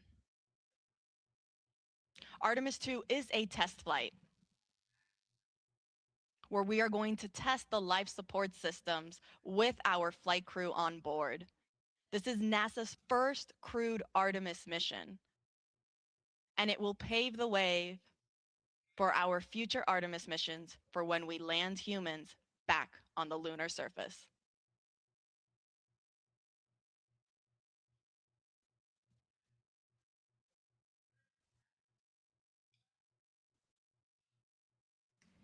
So to quickly recap, we are in fast fill for our core stage liquid hydrogen and liquid oxygen. And I'll report out once our upper stage propellant loading operations are underway.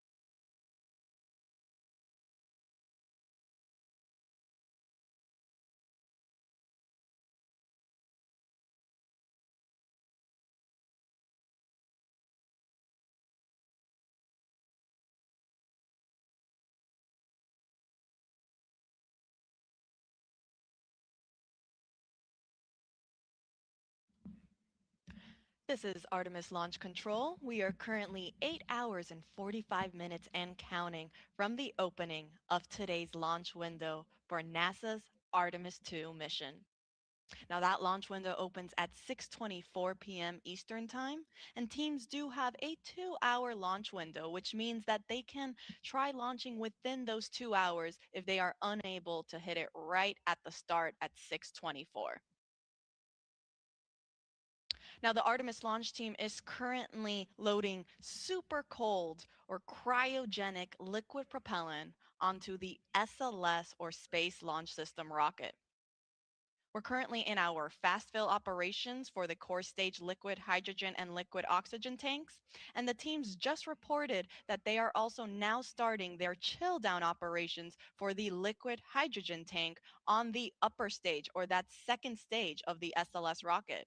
You can see a great view of it there on your screen. It sits right up on top of where you have the nose cone shape structure. That's orange. Up on top there is a portion of that upper stage, also known as the interim cryogenic propulsion stage.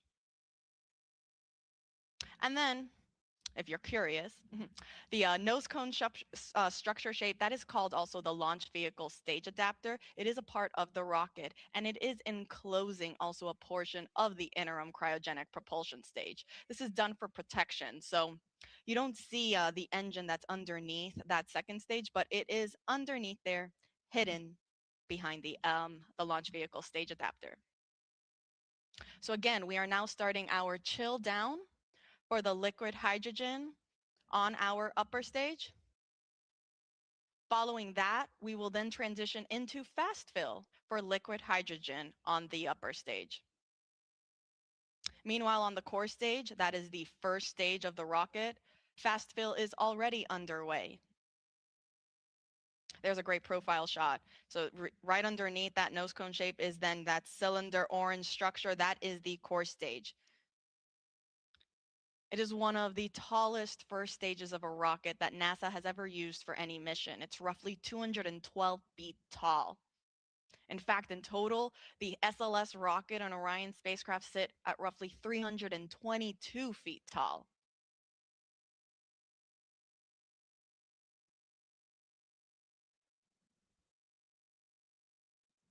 Now, I'll report out once chill down is complete on the upper stage and we have transitioned into fast fill.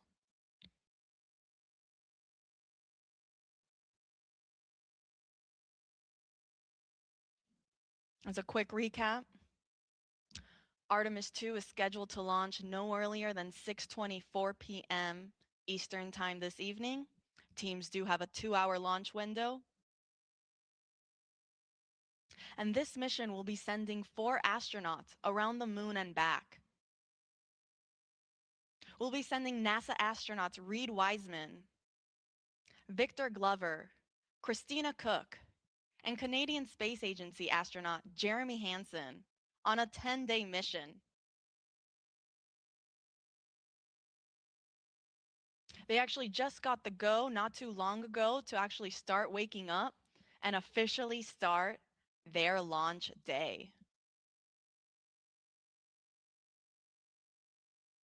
Now that's a great view of our SLS rocket at Launch Pad 39B. Oh, we just switched it, but as you saw there, it's a gorgeous day here on the Space Coast. We have some beautiful blue skies, some puffy white clouds. Our launch weather officers are predicting 80% chance of favorable conditions throughout our 2-hour launch window. Now, of course, if there are any changes or updates, we will make sure to provide those to you. In fact, NASA will be providing 24/7 live coverage of this entire mission, starting with our propellant loading operations, which is currently happening, and will continue all the way through our splashdown procedures.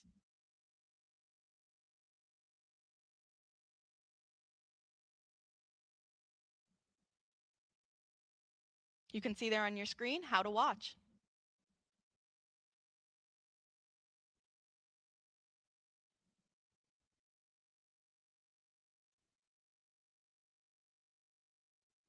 Now, lasting approximately 10 days, Artemis 2 will send 4 astronauts to test the Orion spacecraft in a high Earth orbit before becoming the first astronauts to fly around the moon since the Apollo 17 crew in 1972.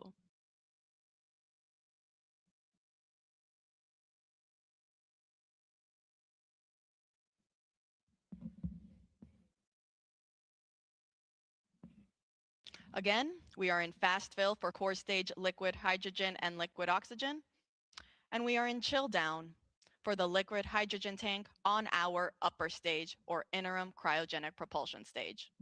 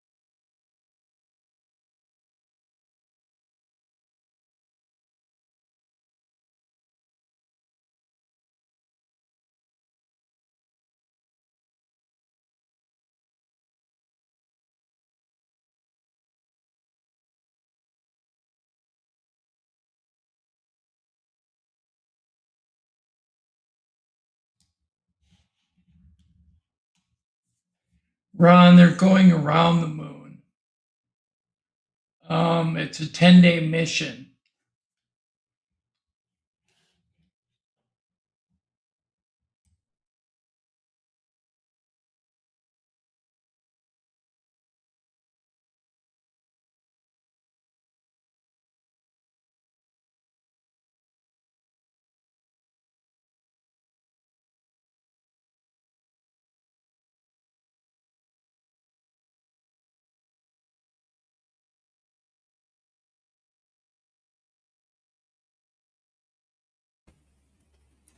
I found another article that says during a Tuesday news conference ahead of the launch, NASA's launch weather officer Mark Berger said the weather conditions for Artemis 2's launch looked favorable and that the risk for any extreme is completely low. The launch window for Artemis 2 on Wednesday is 6:24 p.m. EST. However, officials said that should anything unexpected from weather to issues with launch technology happen, the crew can try to launch again during several other dates that they give here. Like everything looks great, guys. I am following the news on Twitter, and so far all good. So let's pray for the best.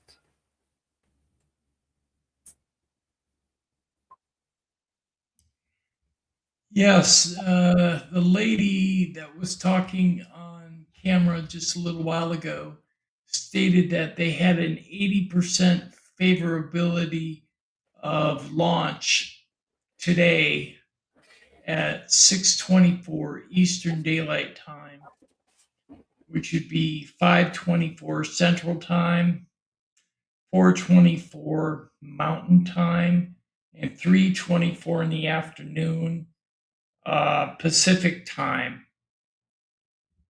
If you need to adjust your time zones based on US time zones, please do so, and hopefully you can participate.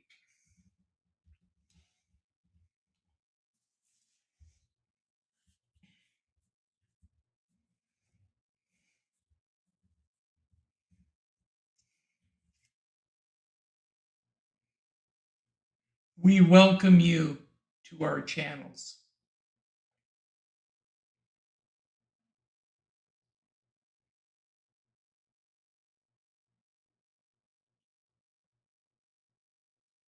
Good morning, Bud. How you doing?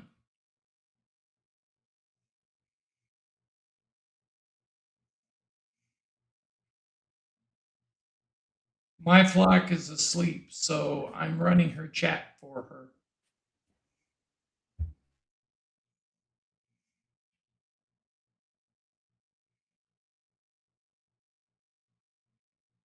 But Polly is here.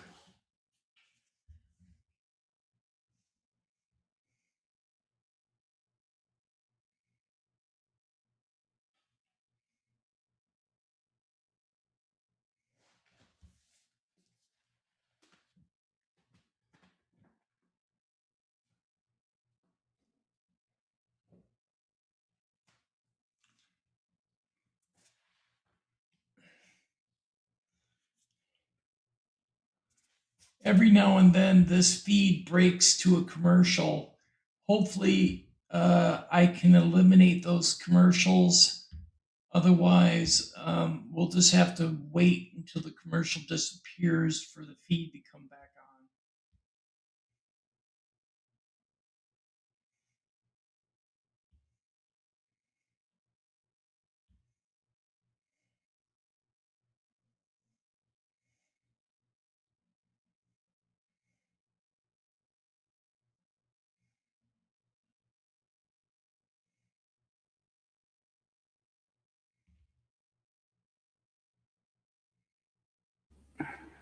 Did you hear the last?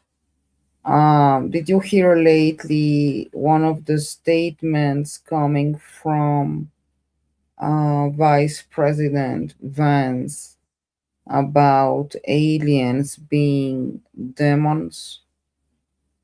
Yes, I heard that. What do you think about that?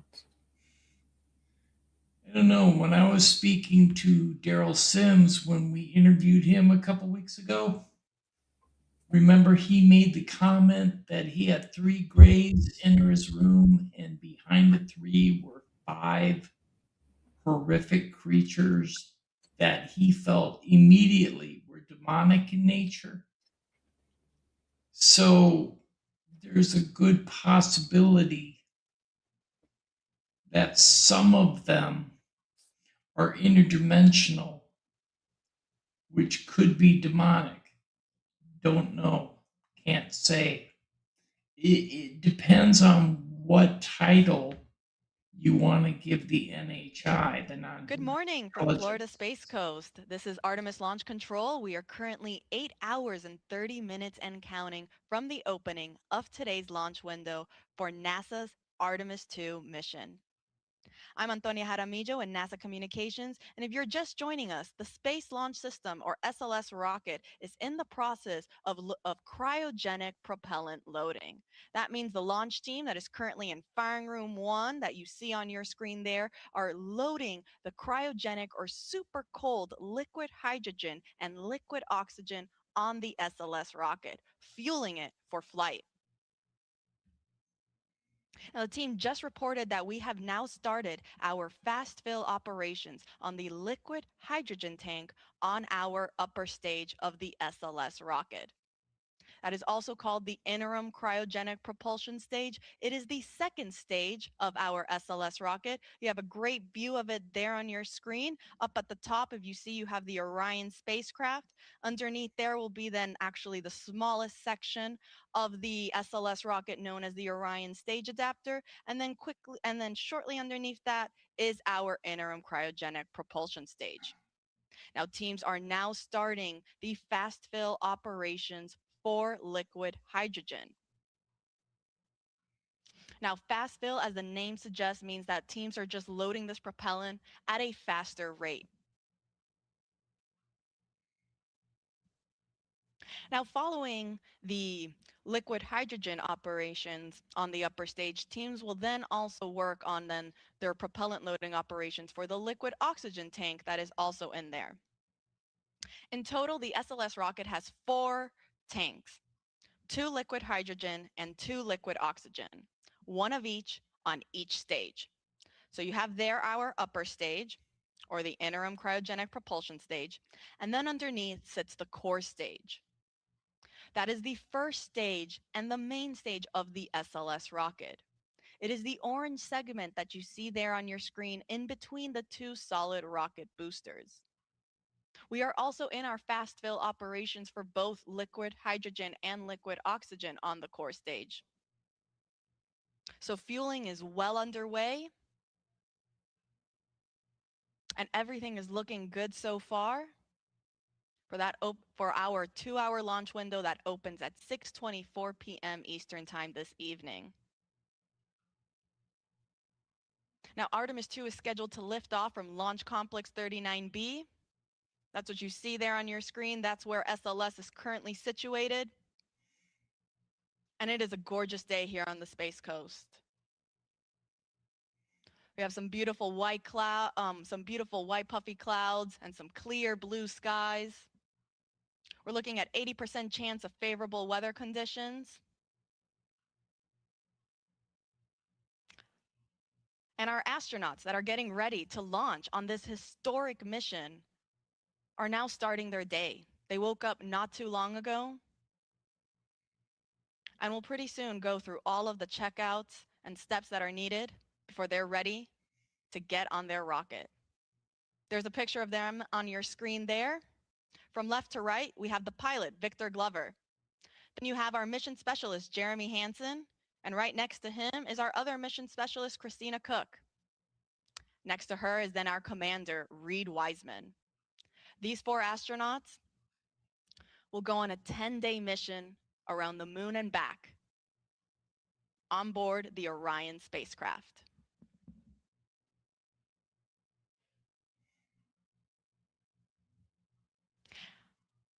Now, fun fact, you see again there, we were talking a little bit about the different sections of the rocket, and we mentioned briefly the Orion stage adapter. Now, the Orion stage adapter is the last section of the SLS rocket. It's what sits in between the interim cryogenic propulsion stage and the Orion spacecraft. And it's also what houses our secondary payloads, or these shoebox-sized CubeSats, that will be providing and conducting scientific experiments. They'll be deployed shortly after separation from the upper stage and the spacecraft, and they will go to their specific destination in space to conduct scientific data. Now, inside the Orion stage adapter, fun fact, our astronauts, so Reed Wiseman, Victor Glover, Christina Cook, and Jeremy Hansen, they actually got the opportunity to sign the interior of the OSA, or that Orion stage adapter. So their names are on that rocket.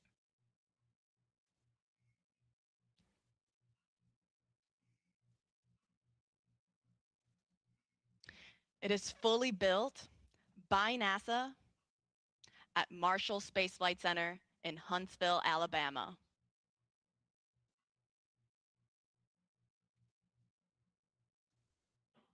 Now, going back to the upper stage, that interim cryogenic propulsion Paid stage, for it by holds the roughly lowest bidder. 24,000 gallons of liquid propellant. The liquid hydrogen tank is approximately 17,000 gallons, and the liquid oxygen is a roughly 6,000 gallons. Much smaller in comparison to the core stage that holds roughly 733,000 gallons total. You have a 537,000 gallons of liquid hydrogen on the core stage tank, and then roughly 197,000 or 196,000 on the liquid oxygen tank.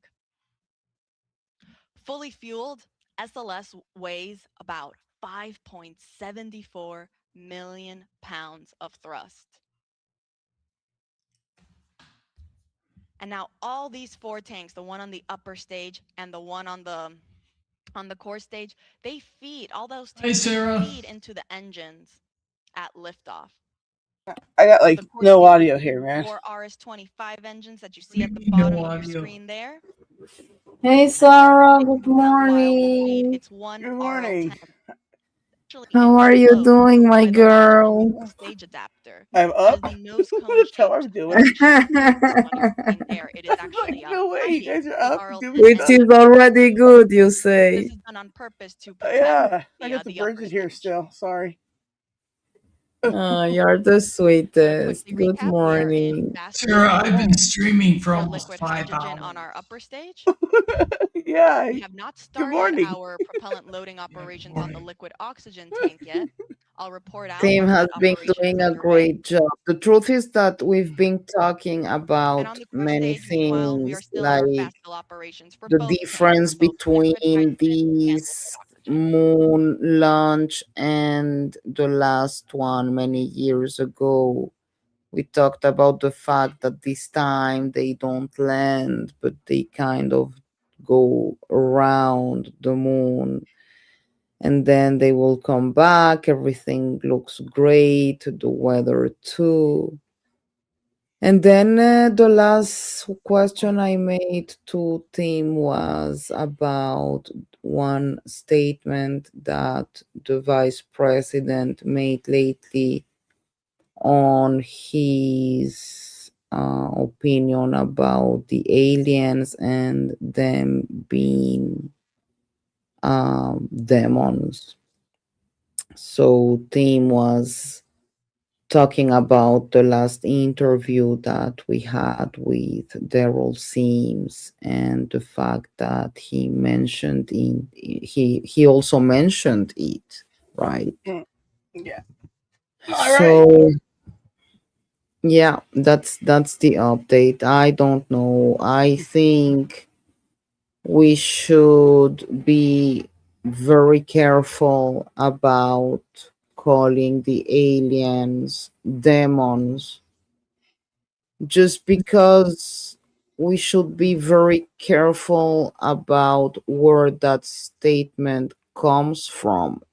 Meaning, if it comes from a religious belief or if it comes from, you know, something that he has seen by himself and he can somehow, I don't know, talk about it, and maybe he's got an experience with it and that's why, or if it's just based on his religious beliefs. And I think we should make a difference there because, we are talking, as Tim said, about multidimensional beings. Um, Maybe, there is no bad without good and not good without bad. um Yeah. Maybe there are some of them that don't have our empathy and don't behave like us. Sometimes I feel like it's kind of we pretend from a shark to behave like a dog, and it's kind of impossible because it's not the shark's nature, right? To be an empath, but just to go and eat the prey.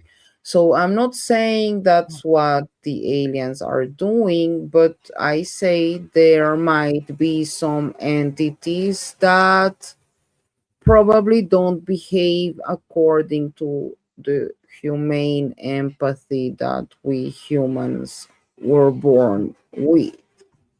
Now, if he's talking about the demons that we hear in the Bible, well, I don't know if it's the same phenomenon, you know. I understand and believe that demons might exist too, but I'm not sure we're talking about the same thing. So, what do you think, guys? I just woke up.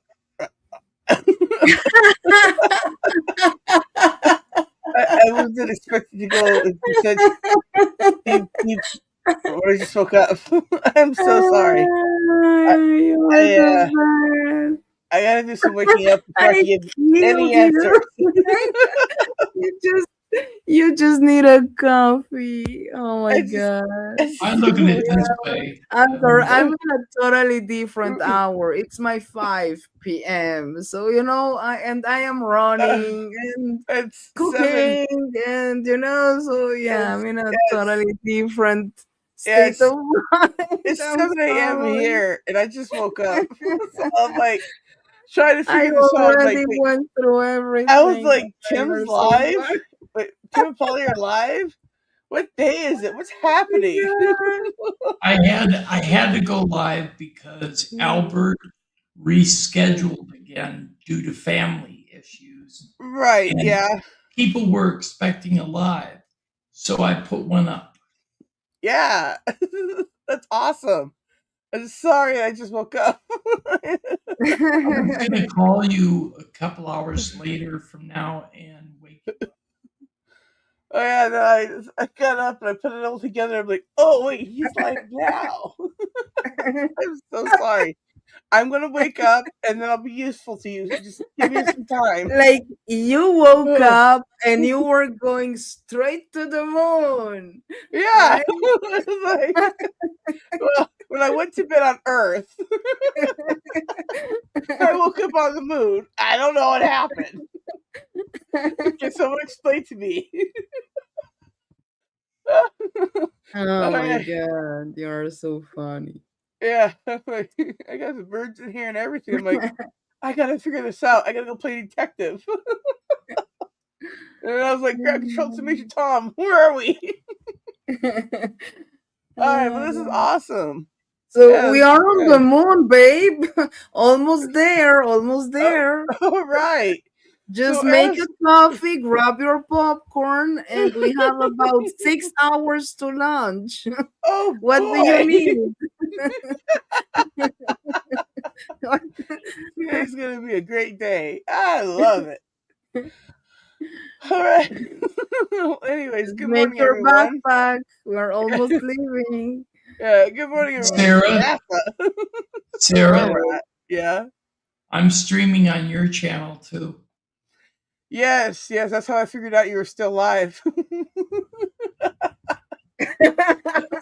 I was so confused. What's happening? All right. So kind of you woke up and you saw yourself live while you were sleeping. Yeah, So yeah. It's kind of the happened most before. paranormal experience Yeah, ever. I'm like, wow. Even That in my was sleep, I'm running streams. I'm super amazing. paranormal. Oh, I'm live. I was sleeping. Oh my god, I'm live. Yeah, like I made everything. I'm putting it together. Okay, this speedway. Now are you still alive now? And I'm trying to figure it out. And I'm like, I made it here. What's happening? Anyways, So, everybody in chat, we have My Flock with us live. hello. She may not be awake quite yet, but she's here. And we do have our full panel from UFO Man Reloaded. So please Yes. welcome them. Well, hi everybody out there. Yeah, I'm waking up to this morning of we're gonna blast off. It's gonna be great. What's happening now? They're loading the fuel on Turns the out rocket. we're going to the moon. Well, yeah, but I mean, like, okay, so they're putting the fuel in there. Okay. Right, the liquid oxygen and the liquid hydrogen. All right. All right. Those are two good things to put on there. Yeah, we need those. I Ron concur. says we have Doctor Who to deal with. What? Ron says we have Doctor Who to deal with in space. We have Doctor Who to deal with them. Oh, that's because he's British. He's got Doctor Who there. Ron. Monisha, hey Sarah, Yes. Monisha Moxley 5316 says welcome. Oh, thank you. Yeah. This is a very, very surprising morning. Thank you, everyone, for this opportunity to talk about this moon launch that I was very skeptical about. I know they say they're going to do things, but I go, oh, but are you really? Well, now you are part of history. Good thing I woke up. And you just woke up. Hey. So now you can see it by yourself. Yeah, look, everybody. I'm awake. History's being made. Oh. Look, everybody, she's gonna be on the rocket. I'm blasting off to the moon and whatever countdown is. I don't think we started the countdown yet, but hey, we're going to. I was telling everybody earlier, there is a metal plate on the crew compartment that is etched with people's names. 2 years ago, NASA was trying to drum up support for the Artemis mission to the moon. So, how they did that was offering people to have their names etched on a plate that would be attached to the Artemis rocket.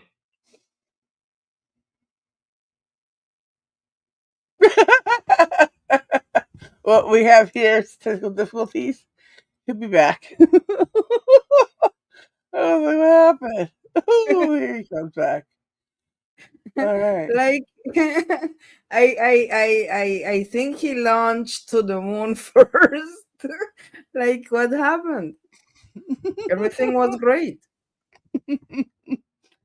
Like, He'll be back in just a minute. Anyway, so yeah, that's the moon, everybody. We're gonna get there. Oh, there he's back.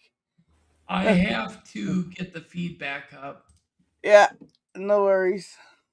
I went 6 hours without having that happen. I know It's that amazing. I show up and everything goes to. we thought you left to the moon without us. He's like, bye. I've been there and back. I will bring up the feed shortly. I mean, they're just showing the same information over and over. Well, that's cool. I haven't got that information yet. I just woke up. But we want to welcome everybody to the chat room that's watching and participating. Welcome everybody to the chat room that's watching. I see you guys out there. Hi, good morning, everybody. Good morning from Southern California. The sun is now coming up. Good morning. Good morning from southeastern Minnesota, where it's a warm 34. Oh, I don't know what the temperature is here. It was all nice and cool, overcast yesterday, like rain and stuff. I'm checking my weather now. As soon as it loads up, it's gonna take forever now to load up. Oh, okay. It's 58 degrees. I will bring up the moon mission again, Mm-hmm. live feed in about 5 minutes or so. Okay. So, Polly, in response to your question about whether I think non-human intelligences could be demonic, I think some of them possibly. Others, no, because I do believe that there are non-human intelligences within our galaxy, whether they be humanoid nature or not, that are corporeal beings, meaning that they're physical, they're not spiritual. They cannot affect us with demonic powers. I do believe that they can affect us with telepathy, but I do not believe that they can affect us with demonic powers, the ones that are physical. The ones But that are not even if they physical, are that are energy physical, beings, that are in different realities that intercede on our world, could very well be demonic in nature. Now, I know a lot of people within the government and outside government circles have been talking about the demonic theory. When we interviewed Daryl Sims, he didn't say at first that those 5 beings behind the 3 grays were demonic. He said they were so horrific that it was so traumatic for him that he guys, couldn't speak about it. Tim, I'm sorry, I'm having a alarm in my central area of the country, so I better be prepared. I'll be back in the next 5 minutes. Okay, Okay, you go do what you got to do. Take Okay, care, I'll be Polly. back. Be safe.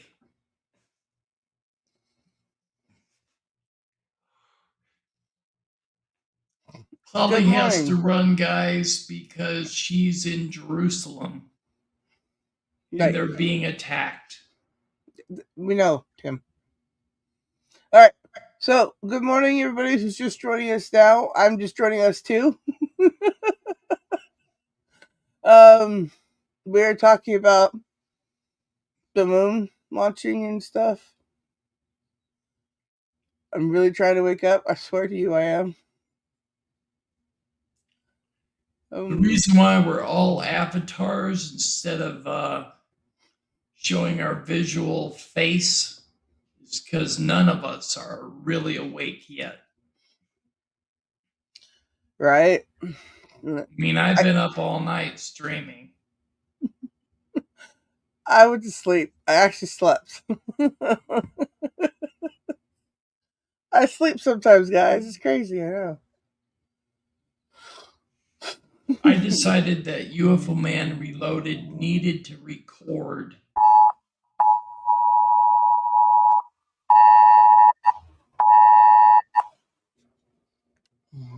Okay, I gotta go, guys. I'll be back from the shelter. Bye. Okay. Bye. Take care. All right. Well, Polly does with that. We can get back to bring up the thing there, Tim. I'd like to. I will bring it up shortly here. I gotta go to my other computer screen and grab it. Alrighty. Anyway, so yeah, like I really am trying to wake up. Oh, excuse me. Holy moly. All right. Yeah, so today's what, April 1st? launch, but we also have supporting teams across the country that Today are is April tuning into 1st. this countdown. No, it's not. April Fools. Yeah. One of Well, yeah, it is. the Artemis mission management What team. just happened? They recently just got here on console. They have a separate section and room. If you actually look, it's to the right-hand side of our launch director and assistant launch director, Charlie Blackwell Thompson and Jeremy Graber, respectively. Over there on the right-hand side, where you kind of see that glass enclosure structure, in there is where our Artemis mission management team will sit for the duration of today's countdown. Now, they just recently arrived on console. And apart from the mission management team, we also have the mission control team at NASA's Johnson Space Center in Houston Sarah, the and launch the for you SLS will be at Engineering and Support 3:24 Center at p.m. NASA's Marshall Space Flight Center. Oh, right. And this doesn't include the other several contractor locations that are also around the country For me, it'll be supporting this launch 5:24. and this mission. So it'll be after supper. Okay.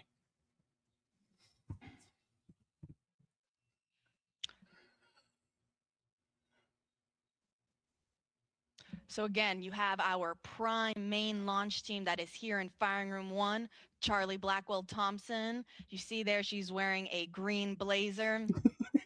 She's our launch director leading this team. But then there are also supporting teams that are also assisting the launch Dude, team throughout Shelby, today's countdown. you just won $1 That million. includes the Artemis Oh, mission wait, management April team, Fools. the mission control team in Houston, It's terrible. and the SLS Engineering and Support Center at NASA's Marshall Space Flight Center. Oh, yeah, okay, so In it is addition April to 1st, several all right. contractor locations that are located around the country. I've established this the first. Oh. Now, as we mentioned, we are currently in our propellant loading operations for the SLS rocket. Teams are currently in fast fill for both core stage liquid hydrogen and liquid oxygen. The core stage is the first stage of the SLS rocket. Here's a great graphic where you can see where we currently are at in our tanking operations. And you'll see above the core stage, we have also started our loading operations in the interim cryogenic propulsion stage. This is the second stage of the SLS rocket. Now, we have not started loading liquid oxygen yet. I'll report out when that is underway. But in the meantime, we are good with we are in the process of loading liquid oxygen and liquid hydrogen on the core stage and liquid hydrogen on the upper stage.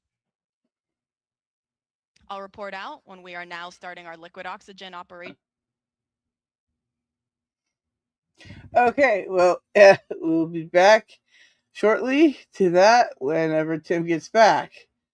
Okay, so what we are established now that is April 1st, and this will be going to the moon. And Tim's back. Hi, Tim, welcome back. My computer keeps going, oh, snap.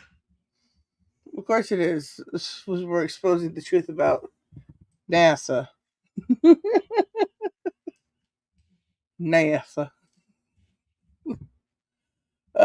So I've already heard there's going to be hop off what? I don't know. Okay, so we're back to this now. I have some questions. Okay, Shelby, too. I'll see you later, maybe. Take care. Thanks for coming.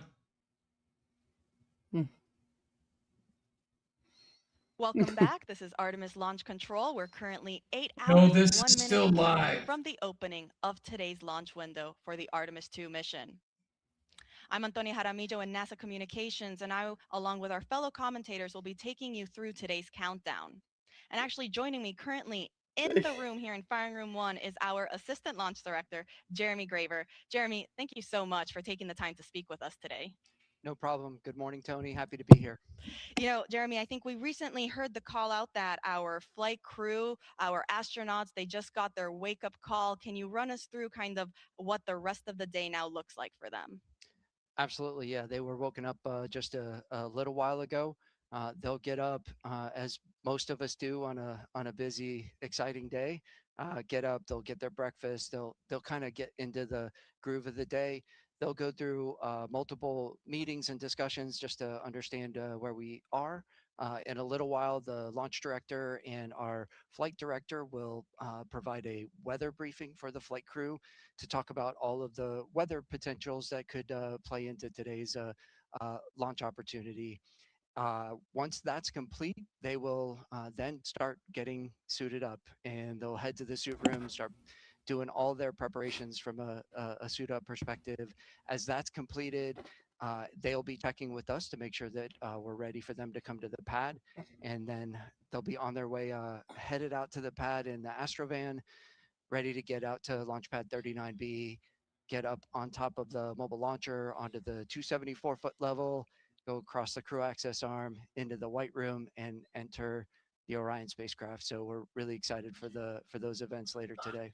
It is. It's a very busy and exciting day, like you mentioned. I hope they got some good rest and didn't, wake up a bunch of times throughout the night. I know I certainly did, but just because of pure excitement, like you mentioned. Now let's shift focus back on the rocket. Sarah, How's put that propellant link loading up going? Everything in is it. going very well right now. As I stepped off console to come in What? here, the core stage LH2 tank was That about link that you put 95% up. Put it up loaded. and link The upper in it. stage is probably about halfway and moving That? towards their completion for LH2. No, The That's what I liquid just oxygen stopped. side of the core stage is in fast one fill you as always well, have me and pin at the top. proceeding well. And we will be getting into the upper stage Oh, I LO2 could drop that on my loading end. in a little while. So all things moving per schedule, and Yeah, do that. working towards that plan for the day. That is great news. And actually, I think we just heard that they got the go for transitioning into that liquid hydrogen on the core stage 2 topping. So, like you said, we're getting very close. Absolutely. That is exciting, So, can you tell us a little bit then about those upcoming milestones once we finish that propellant If you loading drop on it in all 4 chat tanks? here, Yeah, so it's absolutely think I critical can for us pin to it. get into what we call stable replenish on Okay. all stages. And what that Well, means is I dropped it the on my liquid side. oxygen and liquid hydrogen tanks on I both the can't core pin it. stage and the interim cryopropulsion stage, or ICPS, um, are I'd fully have to be loaded, on YouTube. and we are just to pin it. maintaining that level of loading. And that's a very quiescent Can't go on configuration for YouTube. us, and that's required for us to be in that configuration to then be allowed to send the flight crew, our closeout crew, which is there to assist the flight crew getting on board Orion. Um, we need to be in that stable replenish configuration to be able to send those crews out to the launch pad. And as we send those crews out, that is really our press and our push to launch. We'll get the crew on board. They go through a number of checks, communication checks, system checks, and then our closeout crew's job is to back out of the crew module, close all of our hatches, get us in configuration to be able to then the closeout crew to leave the pad.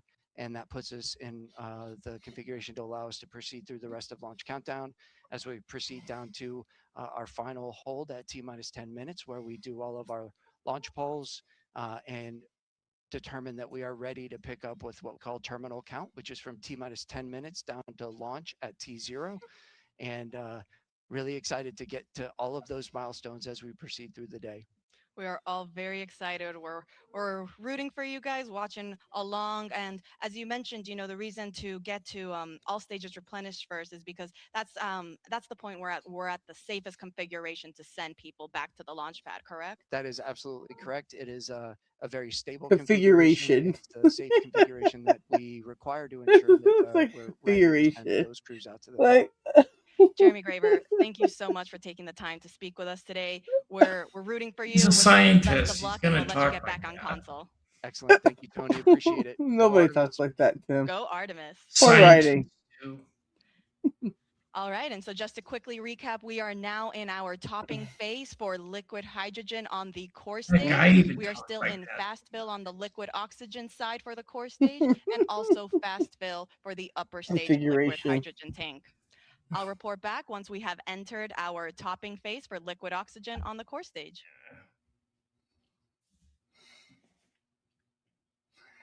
Yeah.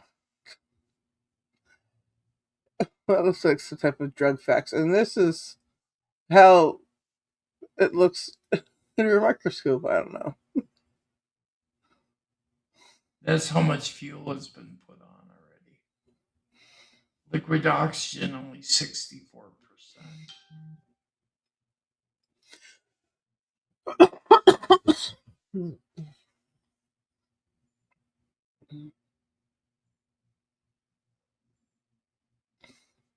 Wow.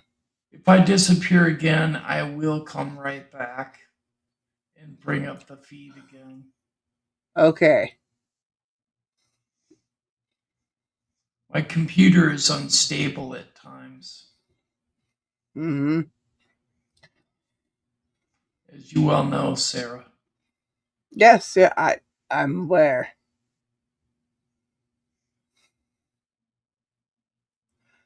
I was amazed that I went 6 hours without having a problem. Right. It's pretty good. I was so confused this morning. Why you Oh wake yeah. up and you find out you're live? Oh yeah. And I'm like, wait, right now I am? Still? Oh. Okay. What I gotta go do? What was not what I expected. I probably went live too early, but I figure we need to cover it. Okay, yeah. Well, I'm not opposed to it. I'm just really still trying to wake up. I really can't believe how tired I am. Oh, I mean, like really tired. What do you think I am? Oh yeah. You better if you're doing this. You're committed.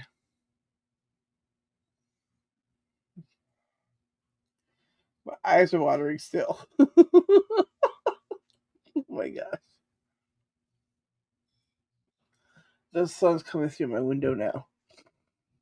Remember you're live, Sarah. I know what I didn't say anything. I hope Polly's safe. I'm sure she's okay. You got a message?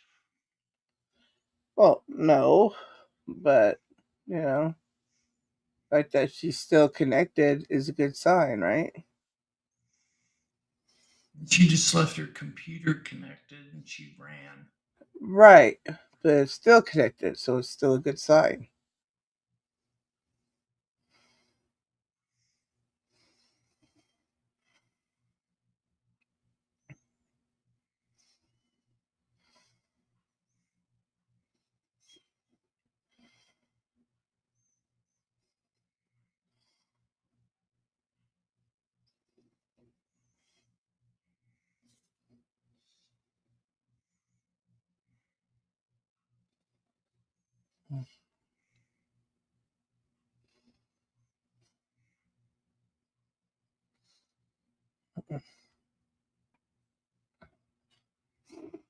Okay, sorry.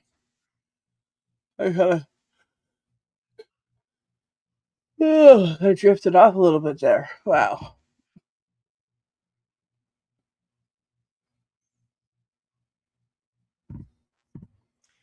Don't drift off, Sarah. We need to be awake so we can talk I'm to trying. anybody in the chat.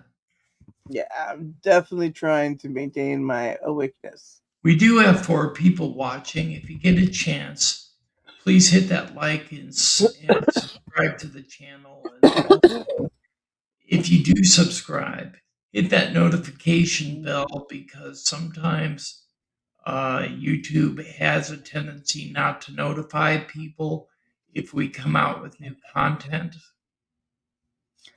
Yep. So you need to reset your notification bell each time you visit our channel or anyone's channel. Make sure that you get all your alerts for the content that you want to watch. Exactly.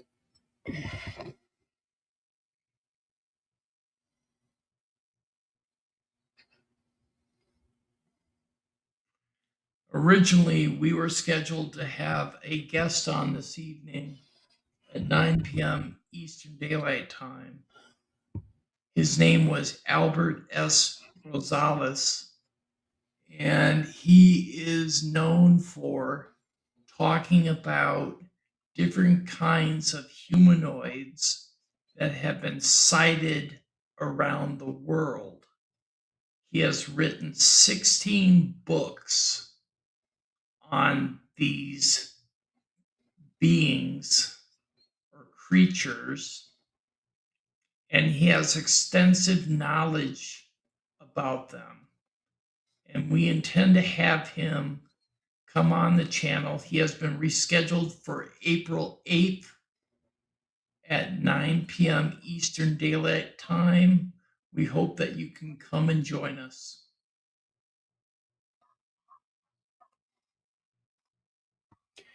Yeah, that's like a plan. Oh, look at that. We got Nightmare in chat. Hi, Nightmare. How you doing?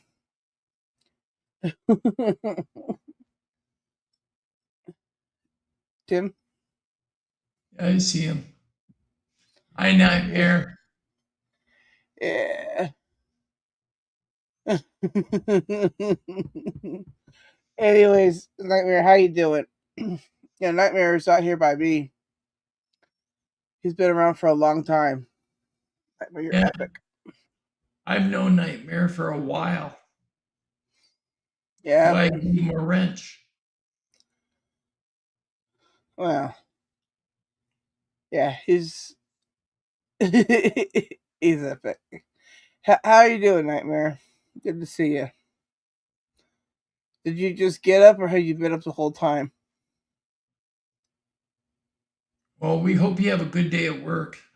The work thing. Oh yeah, you have a good day at work there, Nightmare. Whatever it is that you do, you better do it well. All right, good. When you get off work, this thing may have launched by then. I don't know. It's supposed to launch at 6:24 Eastern Daylight Time. So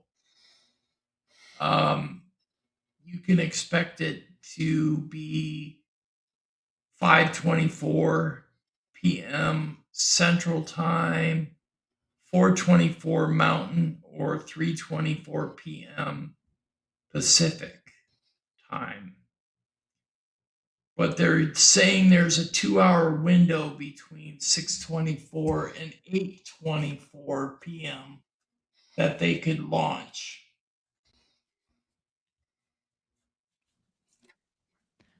They're also Wow. saying Artemis there's Launch an Control, we are 80% currently chance 7 that hours and it's going to 47 launch minutes and today. counting from the opening of today's launch window for NASA's Artemis Of 2 course, they mission. might say April That Fool's launch Day. window opens at Never know. 6:24 p.m. Eastern Time this evening. Now the teams Right. do have a 2-hour launch window, so that means if we can't launch right at 6:24, that's okay. They still have an additional 2 hours in which they can attempt to launch. Now, currently, the Artemis launch team, which you see on your screen there, they are in the process of loading cryogenic or super cold liquid propellant onto the SLS or the Space Launch System rocket. The teams actually just reported that we have completed loading liquid hydrogen onto the core stage of the All right, rocket. cool, Now, Nightmare. the core stage is the first stage of that SLS rocket. There's a great graphic representation of where we currently are in our tanking operations. So as you see, we are at 100% level for the liquid hydrogen tank on the core stage. So that means we are now, the teams are just going to be constantly replenishing that tank as some of that gas, as some of that liquid starts boiling off into a gas due to the temperatures as it starts warming up. So teams will therefore replenish it constantly to maintain this 100% flight level. Now, as you can see, right above the hydrogen tank sits our liquid oxygen tank. That's currently 70% of the way filled. And then on our upper stage, or the interim cryogenic propulsion stage, this is the rocket stage that sits on top of the core stage. We are currently in our fast fill operations for liquid hydrogen on that upper stage. Teams have not started liquid oxygen for the upper stage. And that is totally normal. That is part of the countdown. We aren't scheduled to start our upper stage liquid oxygen loading operations until we start getting into, so we get much further into our loading operations for the liquid oxygen tank on the core stage. So again, we are now in replenish for the core stage liquid hydrogen tank, and we are in fast fill for the liquid oxygen tank on the core stage and the liquid hydrogen tank on the upper stage. Now, quick recap on how the whole tanking loading process goes. Teams will first start with what is called chill down. So prior to us actually starting to load the super cold propellant onto the rocket, they will first chill down all of the systems and lines. This is done to make sure that it is able to receive these super cold temperatures. In order for hydrogen to be in a liquid state, it needs to be negative 423 degrees Fahrenheit. Wow. Oxygen in a liquid state is negative 297 degrees Fahrenheit. So very, very cold temperatures. And as such, we want to make sure that we are conditioning all of the systems to be able to receive those cryogenic temperatures so that we aren't shocking the hardware and we're not causing any potential damage unnecessarily. Now, following chill down, we will transition into what is called into slow fill on the core stage.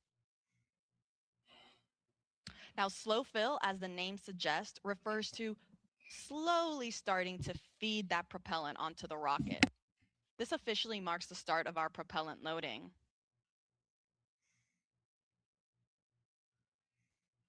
I like how they call it loading instead of Teams actually filling. got into slow fill for the liquid oxygen and Right. liquid hydrogen tanks on the core stage earlier this morning, a little bit before 9 a.m.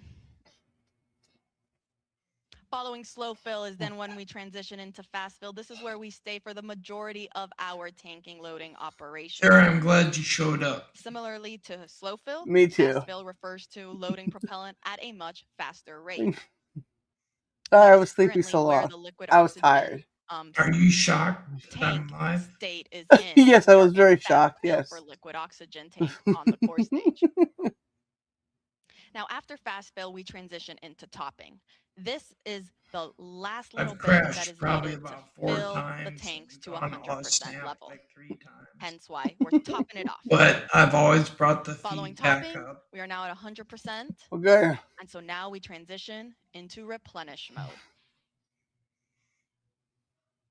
Replenish just means we're going to be constantly replenishing these tanks so that we make sure we are again at 100% flight Replenish level. mode, which that means replenishing what's in. It's a replenish mode during the configuration. Now you see on your screen there, we It's can so see some technical. venting coming off the rocket. This is totally expected as When we we're begin our loading. loading operations. Some of that Loading. liquid propellant starts warming up. Oh, It'll yeah. boil off and vent outside of the rocket. Hence why we see some of that gas getting expended from down underneath where the engines are at the bottom, and also a little bit at the top where the upper stage is located. So again, an expected condition. Unexpected condition. Now let's take you through That the rocket rocket a was little bit. built in See Alabama. up there on your screen, we have the Orion spacecraft. Oh Underneath boy. there is the Orion stage adapter. The Alabama Orion stage strong. adapter is what houses the our secondary payloads, or these scientific CubeSats. They're shoebox-sized scientific experiments that will go to space following separation from the upper stage and the spacecraft. It's also the smallest section of These the called SLS shoebox rocket at only size. 5 feet. Underneath the Orion stage adapter sits the interim cryogenic propulsion stage, or that second stage. There are 4 people Underneath that there are is our going core up in that stage, Orion spacecraft. or the first And stage from of the what I rocket. see from their camera angle, the Orion spacecraft doesn't look very big. Yeah. Now the core stage. Also, I apologize if the consists of birds get propeller ornery. tank, I did not have the time ducts, to remove the them out of the valves, room today. avionics, and it That's also fine. houses the 4 Okay. RS-25 engines that are down there at the bottom. They're part of Next to the history. core stage, we have our 2 solid rocket boosters. I hope they know Each that. is taller than the Statue of Liberty. The rocket is taller than the Statue Now of on those rocket Liberty. boosters, you can see our NASA worm. 322 feet The high. worm logo spans 25 Wow. feet end to end, or roughly the length of one booster motor segment. Now we actually have 5 segments each on each booster, so 10 segments total. It's actually 1 segment more than what was used during the space shuttle program. Now you Sorry, should also Paula's be able to awake. see some black and white markings around the rocket. Now these are used for imagery for the SLS engineering and support team that's based out at NASA's Marshall Space Flight Center in Huntsville, Alabama. They use this for imagery to track and guide the rocket after liftoff and during ascent. And it will also be used in their post-flight analysis.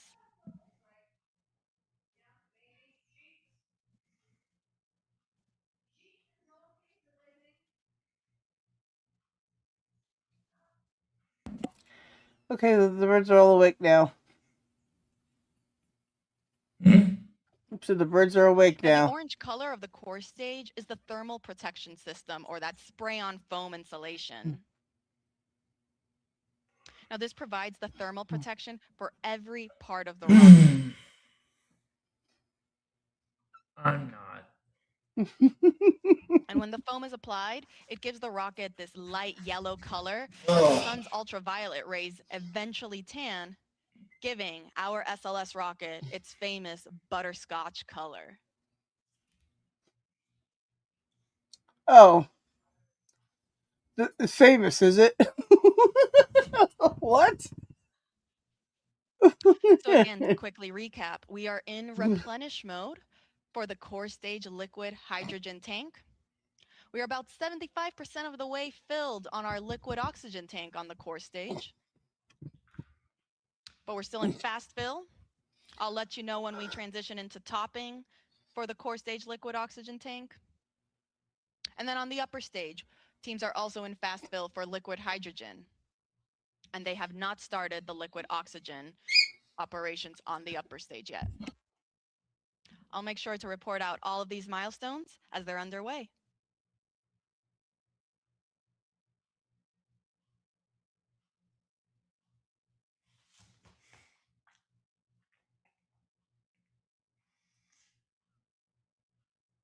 Well, I mean, I'm glad we're still on schedule. Schedule. No, schedule. For their... Remember, we're trying to remain professional. Yeah, I know. That's why I said schedule. It's professional. Anyways. Yes, Paulo. Paulo tends to agree that this is pretty cool. I'm going to have to mute up. If your mom ever comes in your room, you can let her know too. Right, yeah. I don't think my mom's up yet. She had a long day at Disneyland yesterday, so. And hello. Hey, Gustavo, I gotta tell you, Polly currently is I think she's in a bunker because there was an alarm that went off where she lives and she had to run to safety. She'll be back.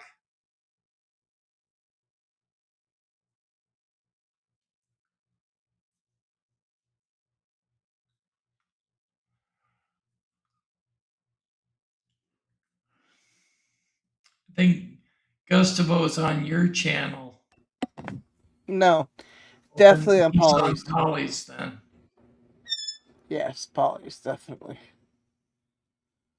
Anyways, yeah. So I apologize too. I have the birds. I am so sorry.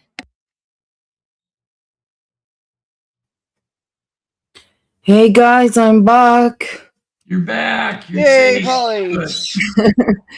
How are you doing? I'm back. I'm sorry, okay, how I are you? needed to run. Hello, everyone in the chat. Gustavo, it's great to see you. Who Yeah, else is here? the birds are awake, Polly. They Hola. say hi. Yeah, so yeah, I'm back. Anything new from the lunch? They're Hey, still on Nightmare, schedule. great to see you too. And here, Lam too. Great to see you all, guys. Do we have any news on the lunch? Everything is still on schedule. Okay. So I got the birds and they're awake now. The cutest. Hello, Gustavo. Yeah, I'm very sorry about the birds. He said Hello. hello, Sarah. Hello.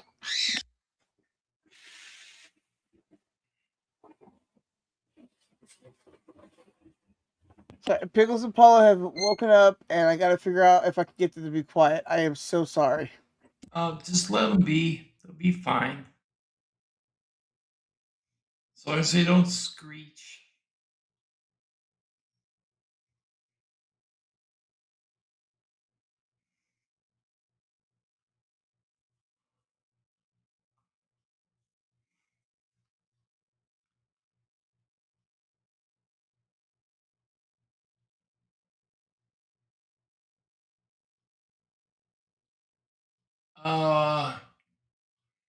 Here I am. I have no idea.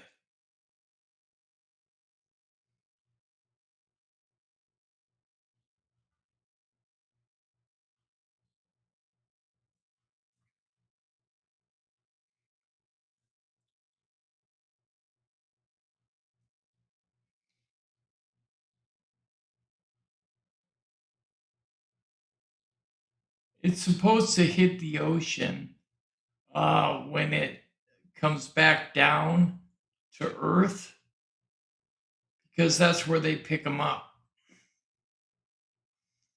But in regards to blowing up or will it be canceled, so far they say there's an 80% chance of launch today. Don't know if it's going to blow up or not. You know NASA. It might disassemble. Oh no. I I hope not.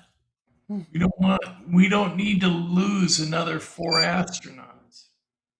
Well, we don't need to lose We anybody. already lost 14. Boy. 7 on the first space shuttle that blew up, and 7 on the other one. Doom and gloom. I think that's why they stopped the space shuttles and put them in a museum instead of flew them anymore. I don't know. Oh, birds. In fact, astronauts used to say that when they tried to land the space shuttle, it was like flying a brick.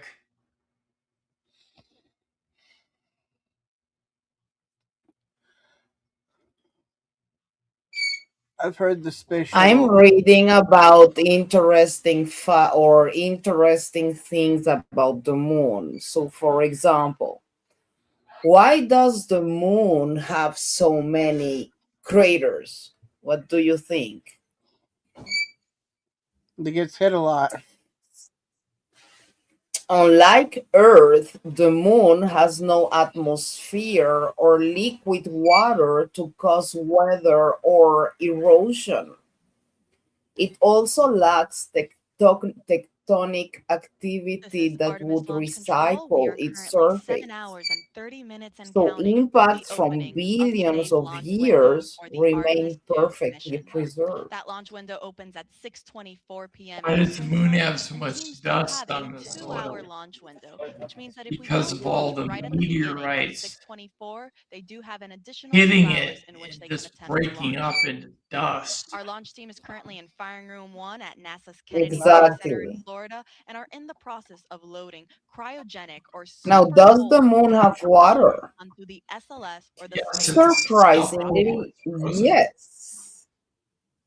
NASA has confirmed water Now, teams ice did just complete trapped in fast fill permanently for the shallow liquid hydrogen craters tank at on the the lunar upper stage for poles our and interim even cryogenic small propulsion stage. amounts Now, within fast the fill lunar refers to soil. loading propellant at a faster rate. This is preceded by chill down, which gets the system ready to receive these super cold temperatures. But it And is then following located a fast lot fill, of teams will water then in the transition solar into ice cap, topping and in the replenish. south I'll get more southern into those, solar ice but cap. before that, again, we Not just solar, finished lunar ice fast cap. fill for the liquid hydrogen tank on the upper stage, and teams are now performing before they start topping what is called a vent and relief test. This test is basically just pressurizing the upper stage tanks with heliums to test the relief capabilities of the tank pressure to make sure that it can handle that pressure capability The during theory flight. is that they're going to build a So between base fast fill and topping, teams will over perform this time test on both the liquid on the hydrogen and the moon liquid and use oxygen it tanks on the as a upper stage. refueling station Following that test completion, we will then transition to into topping, which just means launch finishing something from loading the Earth rest of the that would tank land to on the moon, 100%. refuel, and use it as a jump off point. Following topping, Go to Mars. we enter what is called replenish mode, which basically just means that now we are going to be replenishing these tanks at 100% level. I know there's a Because young as we naturally girl get throughout right the now countdown, that that is propellant is going to training start warming with up and will start NASA boiling and venting off, as you can see on your screen to there what is be the happening. first person So because of that, and because the to teams want to make sure that they still have travel to 100% Mars, level in all 4 first tanks, human, the 2 on the upper stage and the 2 but on she's the planning core on never stage or the coming first stage back. of the She's rocket, planning on is living they there for her continuously whole life. replenish the tanks until the final 10 minutes of So the launch she's countdown, or what training is to known go as there. terminal count. And the last time I saw her, she was about Now, speaking of 13. replenish mode, we are currently in replenish mode for the core stage liquid Nightmare hydrogen tank. says I vote So we were on a just talking about how scrub. we finished fast fill on the upper stage Nightmare, you're liquid funny. hydrogen tank. We are also then in replenish mode for the core stage liquid hydrogen tank. On the liquid oxygen side, we are still in fast fill for the core stage liquid oxygen. And then on the upper stage, we haven't started those liquid There's oxygen someone called I operations Don't yet. Want No The Scrubs. teams want to wait until we are a little bit further along in the core stage liquid oxygen loading operations before we transition TLC. into that upper stage I don't want no scrubs. loading operation. Right, Sarah? Now, in total, the SLS and Orion Sarah, spacecraft are you are there? 300. Yes, that song came out when I was in 8th grade. Yeah, that was by TLC, At right? liftoff, Yep, SLS Scrubs, right. 8.8 Well, because Nightmare says I million vote on a pounds scrub, of but I thrust. said we don't want no scrubs. Yeah, Scrubs is the man who can't get no. Yeah, yep.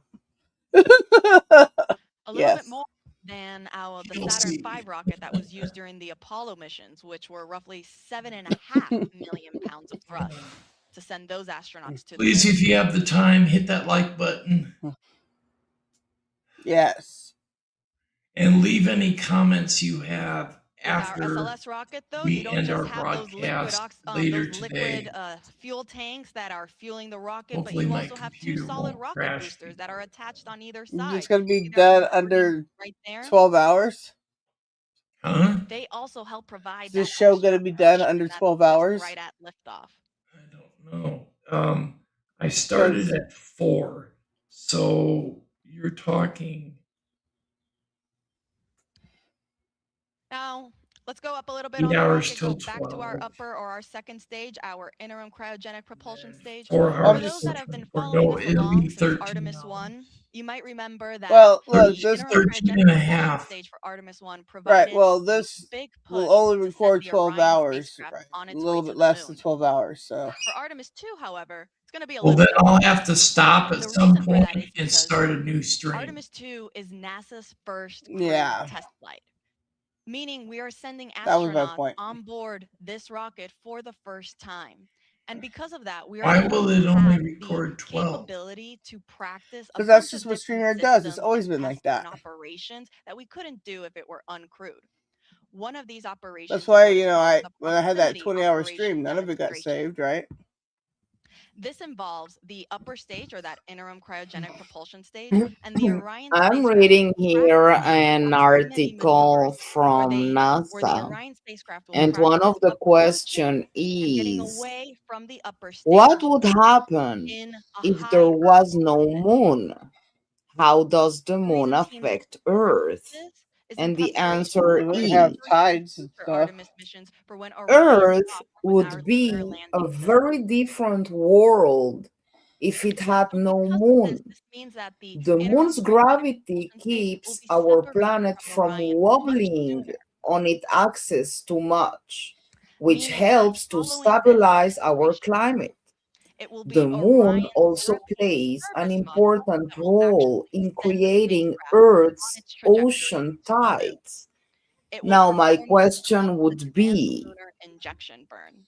is the universe so perfectly made Now, this proximity that it operation also is to made a capture a moon flight? So rest capable of stabilizing and NASA planet will be providing you Earth, with 24/7 live coverage or starting is right the now as we have moon started an as we have been artificial going through our propellant loading operations Well, thing made by the entire mission, including aliens, all for of the well, I don't know example? what splashdown it was operations. made by, but I do believe it's an artificial structure because if you go back in ancient Artemis 2 will texts, send NASA ancient astronauts Reed history, Wiseman, Victor right? Glover, and There Christina are Koenig, texts and Canadian stating Space that Agency there astronaut was no Jeremy moon Hansen at one on a time. 10-day mission around the moon No and back. mention of a moon in the sky. Orion is scheduled to So all of splash a down sudden, off the coast we of get San moon, Diego in the right? Oh, guys, I'm sorry. I have another alarm. I have to go. I'm Okay, so Okay. sorry. I'll be So to stay back. quickly safe. recap, teams All right, are be in the safe. process of performing a vent and relief test on the liquid hydrogen tank on the upper stage, following All right. finishing their fast fill operations. Again, this test is to just test the tanks that they can handle the pressure that will be happening during this first day of flight. So in regards to the moon Following not this being in test, the sky we at will then one transition point, into our topping phase I on believe the upper that stage it liquid had to have hydrogen been tank, moved here and it'll then transition to by a replenish. civilization that had On the core the stage, meanwhile, we are skill still in set to fast fill do for the liquid that. oxygen tank, Hmm. and we are in replenish And for it was liquid placed in hydrogen. Now, this geostationary is a orbit, meaning it's very locked big and into important milestone place to me so because, it again, doesn't for those that have move. been following us along, especially It with moves Artemis 2, with the Earth, so it's always in the during our same fast fill location. operations on the core stage liquid hydrogen tank during wet dress rehearsal 1, that Yeah. was our What would be the point of first it, test anyways? of this Artemis 2 One moon thing it rocket where we does, tested the loading the gravitational propellants on pull board. of the Teams experienced the liquid moon hydrogen and the leaks location shortly that it after getting into is fast fill during that first test. controls the They rotation then of performed the our second wet core. dress rehearsal So, where they did not however see fast any our major core leaks. is moving Tanking is loading operations went all very smoothly and relative it was a to very the successful test. location and the So it's great to distance see of the Earth that from throughout the today's moon. countdown for When the launch, moon drifts there also farther weren't any away from the significant Earth, it issues affects or the leaks speed reported of the during our core. liquid hydrogen loading phase on the core stage. So we are now in That replenish could mode on cause a liquid lot of hydrogen. problems like We're about 84% microfractures of in the the way on the tectonic liquid oxygen tank, plates, and we're earthquakes, also almost there weather on the upper stage issues. for liquid Oh, hydrogen. yeah. Now In I'll fact, report that's out while why liquid they're saying oxygen that we're operations for having the so upper many stage are also earthquakes right underway. now. We're having earthquakes. The I missed them. moon has actually drifted outward away from its original position by about an inch. An inch is a lot for a large planetary mass to move. But it has affected our core, according to scientists. Wow. So it doesn't just affect the tides, or stabilizing our wobble. It also stabilizes the core. That's why I think it was put here on purpose, to protect the Earth from destroying itself from the inside out. Wow.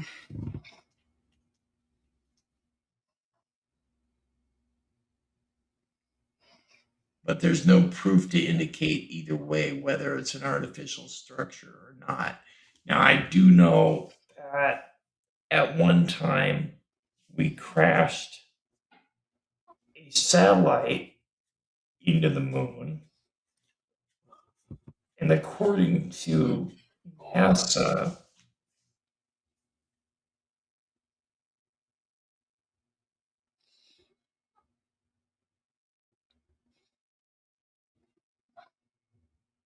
Yes.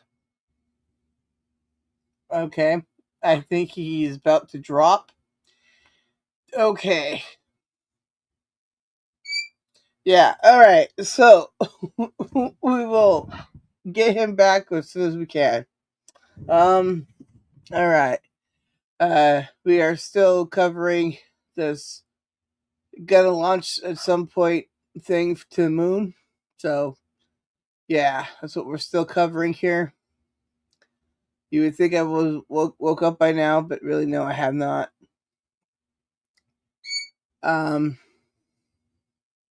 Okay, yes, he's officially dropped now. He will be back with more with that launching stuff.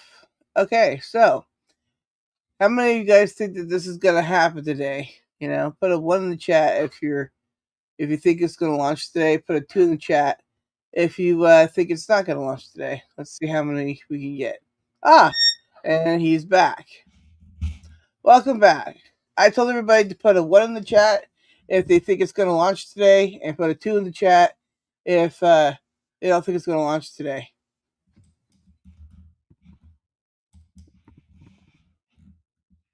Tim. okay, All right. I gotta go over here.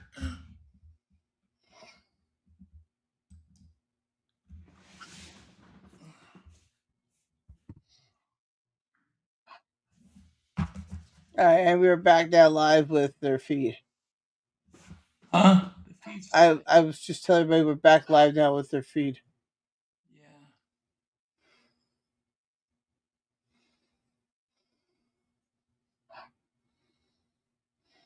I'm sorry, everybody, but I have difficulty with my PC. About a month ago, I was hacked, and ever since then, my PC crashes every now and then.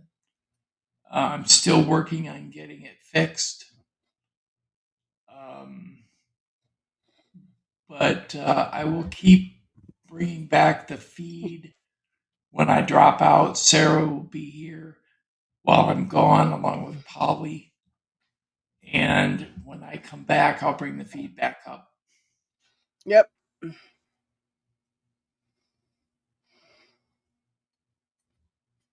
What we may do is I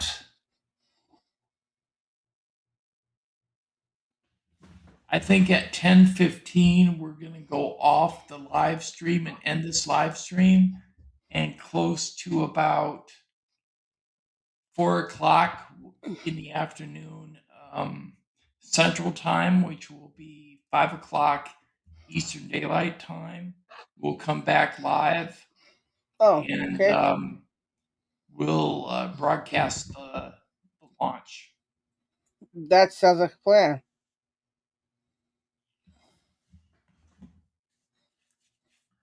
So I want to thank everybody who participated in the chat room and everybody who watched online. But we're going to end the stream now We want to thank you very much for being here.